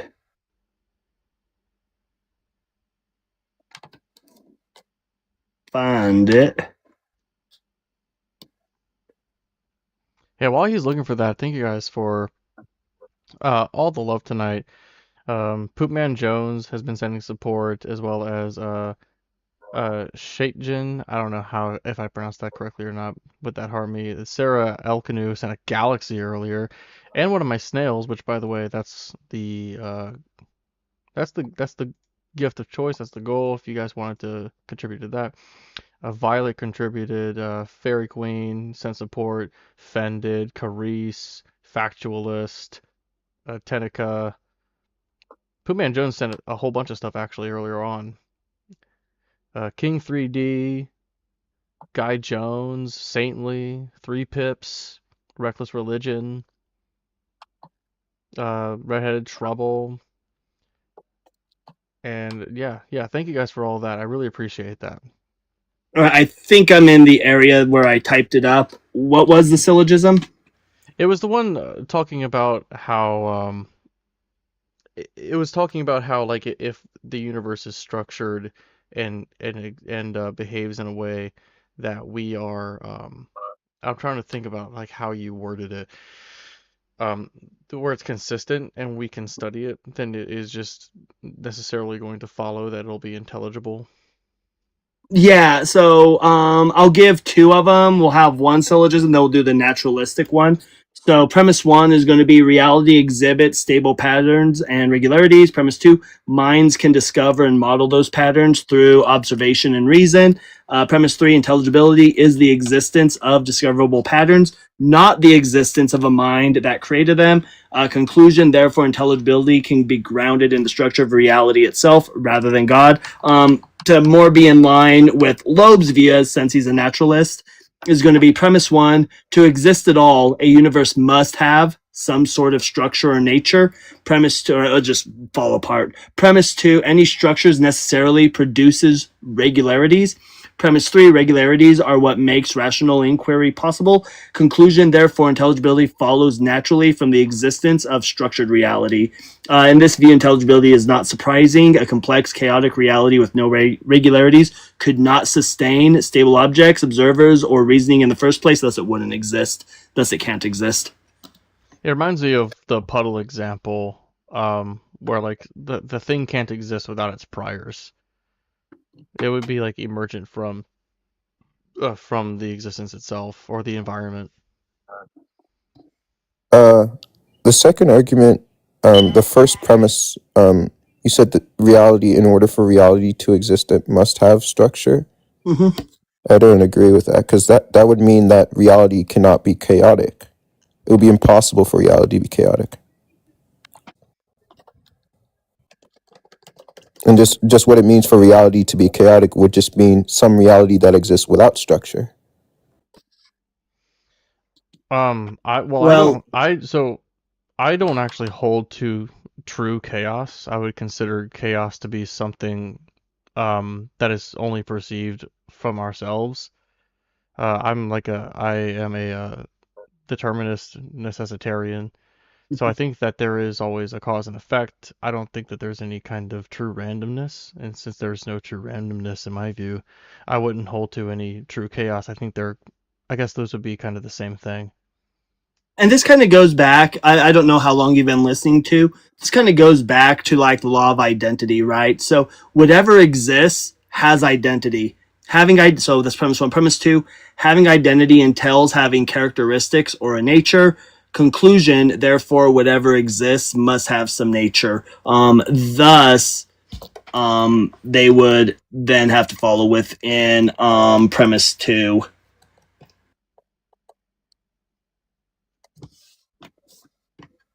Well, I don't disagree that the universe has some nature. Mm-hmm. And also, I don't have any objections to necessitarianism. I don't think, in order for the argument to go through, it doesn't really rely upon whether the universe could have been otherwise. I guess, what do you mean when you say chaotic then? Well, it just means lacking of structure.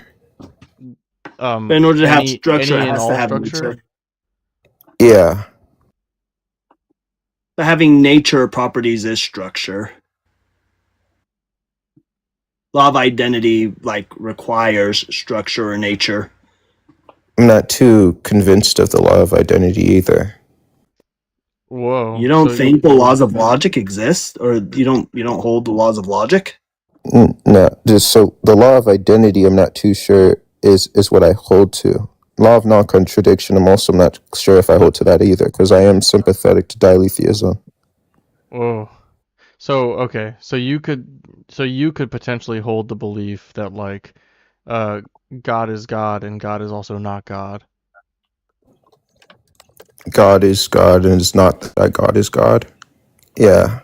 God I could be me and not me at the same time. In the same way. If you're talking about in terms of the law of non-contradiction, whether there are true contradictions, yeah, I do believe there are certain true contradictions. I wouldn't think that would be a true contradiction. You're talking about the law. We're talking about the law of identity. Oh, the law of identity critiques are different. Basically, the idea is that whenever it's kind of like the criticism is like they think that the law of identity is too static. It's like when you identify something, the moment you identify it and then try to attribute, the properties or anything like that, it's already changed. So if that's true, if the moment you identify something, it already changes, well, then you would need to give a new identity. Well, then you would have to do this constantly because every single Well, observation I you make mean, of the new thing, that's the technically identity true. changes. That's technically true, just not pragmatically and not in a strictly logical format. But if it's technically true, then that means technically the law of identity doesn't follow. No, Wait, it real quick. does. I was It I was still just does. reading something real quick.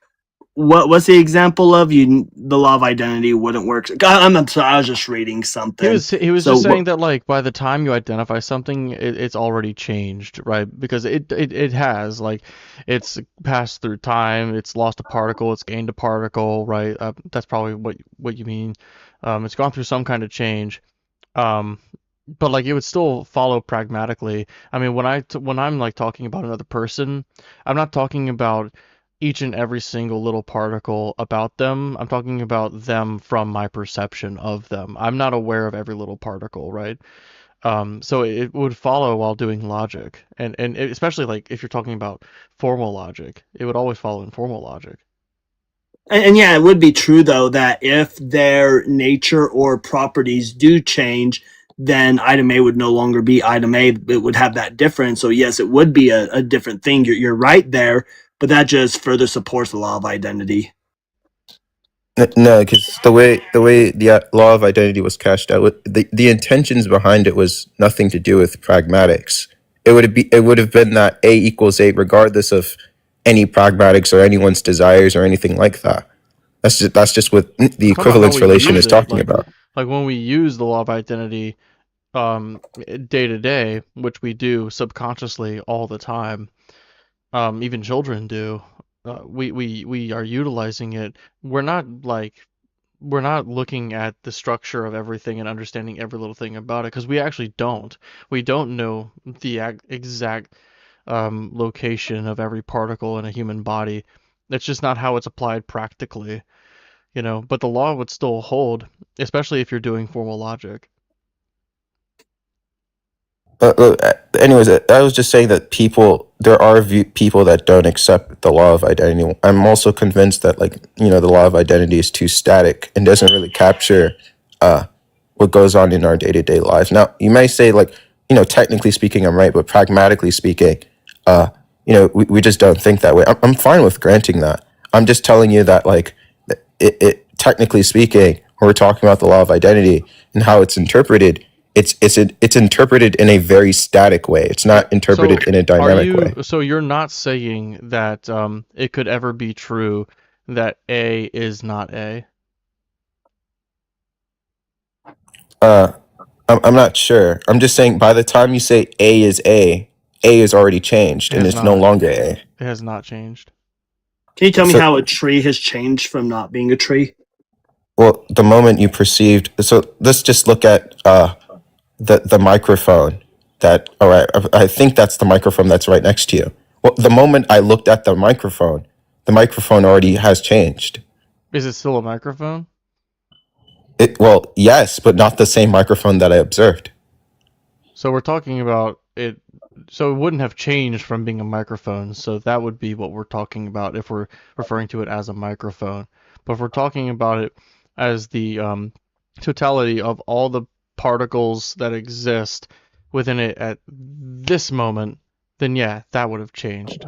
But it's Oh, but still a then you're just microphone. But we're not separating. talking about But then now that. we need to. Now the problem is, like, this goes But into like persistence when I asked conditions. you if you would ever say that it's true that A could ever be not A, I was deliberately saying A to keep it as like formal as possible, so that it's not even it's an abstract, right? It's an abstract A.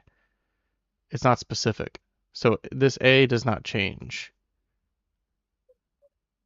I'm just saying that, like, okay. Anyways, it's just one of the critiques with the law of identity. I'm not too wedded to the view. I'm just saying I'm not too convinced the law of identity holds. I've That's never all. heard wedded. I've always heard married. That's kind of a fun little twist on that expression. I might use that. Is the law of identity currently a bachelor then? Asking for a friend. Maybe. Yeah, and I think the law of identity, like the other laws, hinge on that one too. I'm not sure if the law of non-contradiction Yeah. hinges on the law of identity.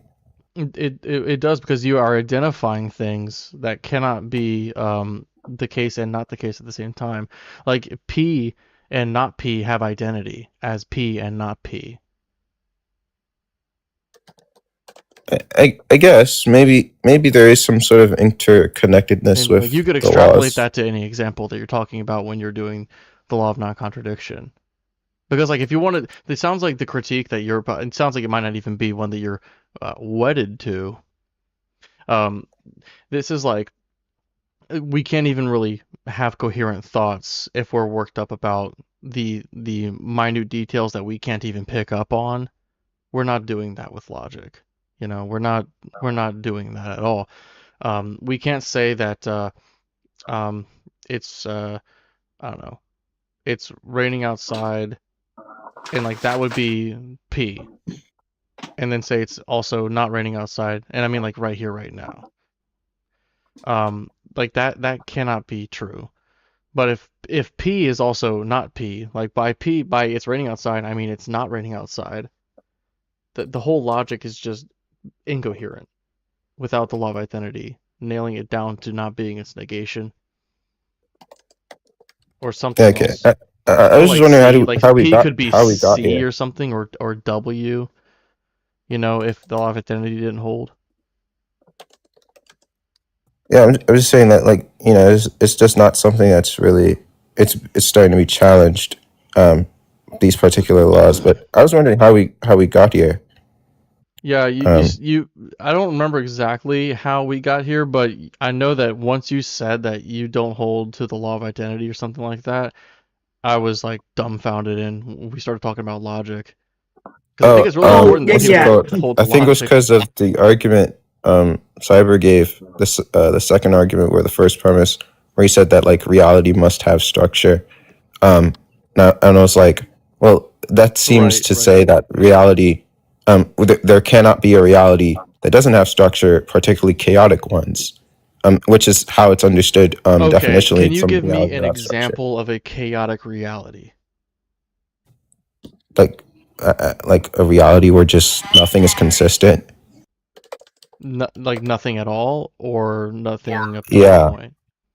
yeah, just nothing at all is consistent. So then, that would include logic. I mean, yeah. I mean, I'm not sure if it would include logic if how we understand logic is that it is something that, well, it's asserted that logic is consistent, but I'm just saying everything in this world is just inconsistent. Nothing works. So inconsistency would be consistent, is what you're saying? No, it would just be inconsistent. Would it be consistently inconsistent? I don't know. Because if it's consistently inconsistent, and it's inconsistent in every way, well, that would be a logical contradiction. But if it doesn't matter that there's a logical contradiction, I mean, I don't even know how I could possibly think this is true. Like, once something is logically impossible by our understanding of logic, that's how I know to throw it out as a possibility. Well, I'm just understanding this as like it's just randomness. Now, maybe you deny, not like you said earlier, you deny that there is like true randomness, given that you are a necessitarian or some determinist or something. But I'm just saying that's just what I'm talking about here. Yeah. Well, I don't really know how we can really get traction at this point, to be honest, and it's really late. But thanks for being cordial, Purple. You were really nice and everything. It was fun to talk No about logic. problem. I'm fascinated by it. You can come back another time. We can rehash this. Hey, thanks for joining me tonight, Cyber. I'm gonna Yeah. What probably time head is it out. there?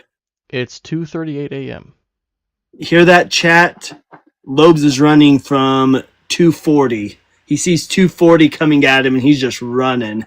To be fair, oftentimes, so I try to stop at like 2-ish. I try to go for like 2 hours, and I want to start at midnight, but I'm always starting at like midnight 30 because I have to like feed the baby and all this stuff. But I try to go for 2 hours, and I'll usually go for like three because I'll get into a conversation and that's good, or it takes a long time, and I'll get into another one, and it never feels right. It's like, well, we're in the middle of it, we're making progress, and I just stop. So I'm Speaking like, speaking of that, as a member of the Facebook Cool Kids Club, your family is cute. I saw the pictures. I was like, that's adorable. weren't those great photos? They were, I mean, I don't think heaven's real, but it sure looks like they were taken from actual heaven, right? With the tall They do. grass and like it's so Yeah. vibrant. Yeah. Yeah, that was awesome. Then I'm out here in bumfuck Idaho where I'm surrounded by potato fields. Why did I know you were going to literally say bumfuck Idaho? I think maybe you've said it multiple times and I never picked up that that's a like a Woody Pull String catchphrase you have.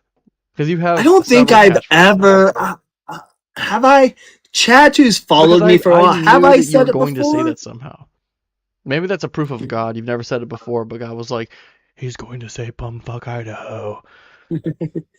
So somebody down there, just Adam, laws don't apply to a lawmaker. Well, that's what we call a hypocrite. That is what we Imagine, call a imagine. hypocrite. It's like, nobody's allowed to steal, but you just stole. Well, except me. I get to do whatever the fuck I want. I'm the lawmaker, so fuck you guys. Fuck you guys. Yeah, I'm above the law. I made the law, I'm above the law. That's fucked up. But no, so the mine and Loeb's argument though with that is just a simple fact that the ultimate reason why a god can't exist, an ultimate creator with a mind, is that in order to create time, it requires time to create time. Thus, God can't create time. Even the time that God is in. Like, let's say there's a distinction between our time and God time. He still can't create his own time because that requires the time. totality of time. Because he couldn't have created all layers. He would have to exist in one of these layers of time. And if he exists in time and he's contingent upon time, then he's not an ultimate being. If God's an ultimate And to be being, clear, what we mean by time is just a change from one state to another. It's not like time is in what a clock does. When we're talking about time, we're talking about changing from one state to another. But this also includes brain states, right? So for God to like go from not actualizing a universe, this is for those Thomists out there. For God to go from not actualizing time to wanting to actualize time to actually actualizing time, that's a change of states within his mind. That's a change of states. That's time. Okay. And that's exactly my view. So guys, we're gonna raid Yodi. Because I love Yodi. Yodi, and real quick, you got the racist PMARS in here if you want to take care of that. PMARS believes that it is virtuous for white people to say the N-word. Yeah. Well, I think I should just like block him. Because sometimes he'll show up in here and he won't ever like do anything. He doesn't deny it there in chat. He's like infamous. Well, so 3-5 muted him. I blocked him just now. So yeah, I just saw it see disappear. a reason for him to ever come back. I've talked to him at least twice, and it went terribly both times. Well, all the times I can remember talking to him, it's been terrible. Oh, yeah. real quick before we go, my wife, see if I can find it real quick. My that I think is fantastic, and let's see if I can get it to.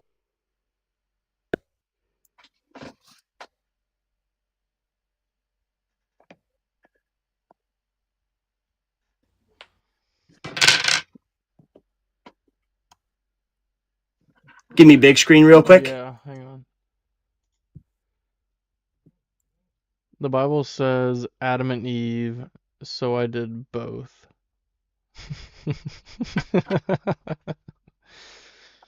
Oh man. For those who don't know, that is Crazy Faded. I think she may have changed her name on TikTok, but that's my wife. That's funny. It says Adam and Eve, so I did both. That's awesome. All right. Well, the reason I want to raid Yodi is because he and I think a lot alike. He has a very similar like tone to me, so we get on pretty easily. He's way better being structured. He's way more clear-headed, so you guys would love that. But also he took like 2 weeks off and his algorithm got fucked. So now he's already got more than twice the viewership that we have in here currently. But he was hitting like 300 to 500 people before, like very consistently before he stopped, and I really want to help him get back up to where he was. So let's all go raid Yoti. That's YOTI. And I'll see you guys tomorrow. Oh, make sure you're following Cyber Deconstruction as well. What else? I've got a Discord server that I need to be mentioning more often during the stream. It's In the mornings. In the mornings, make sure you're following that heretic Jaren over at Christ Before Jesus. Make sure you're following him. Freaking mythicist. That's right. Yeah, follow Christ Before And Jesus. you all just lost the game. Yeah, we all lost the game. Fuck you. Follow Ogar. Yeah, all the shit. Thank you guys. I'll see you tomorrow night.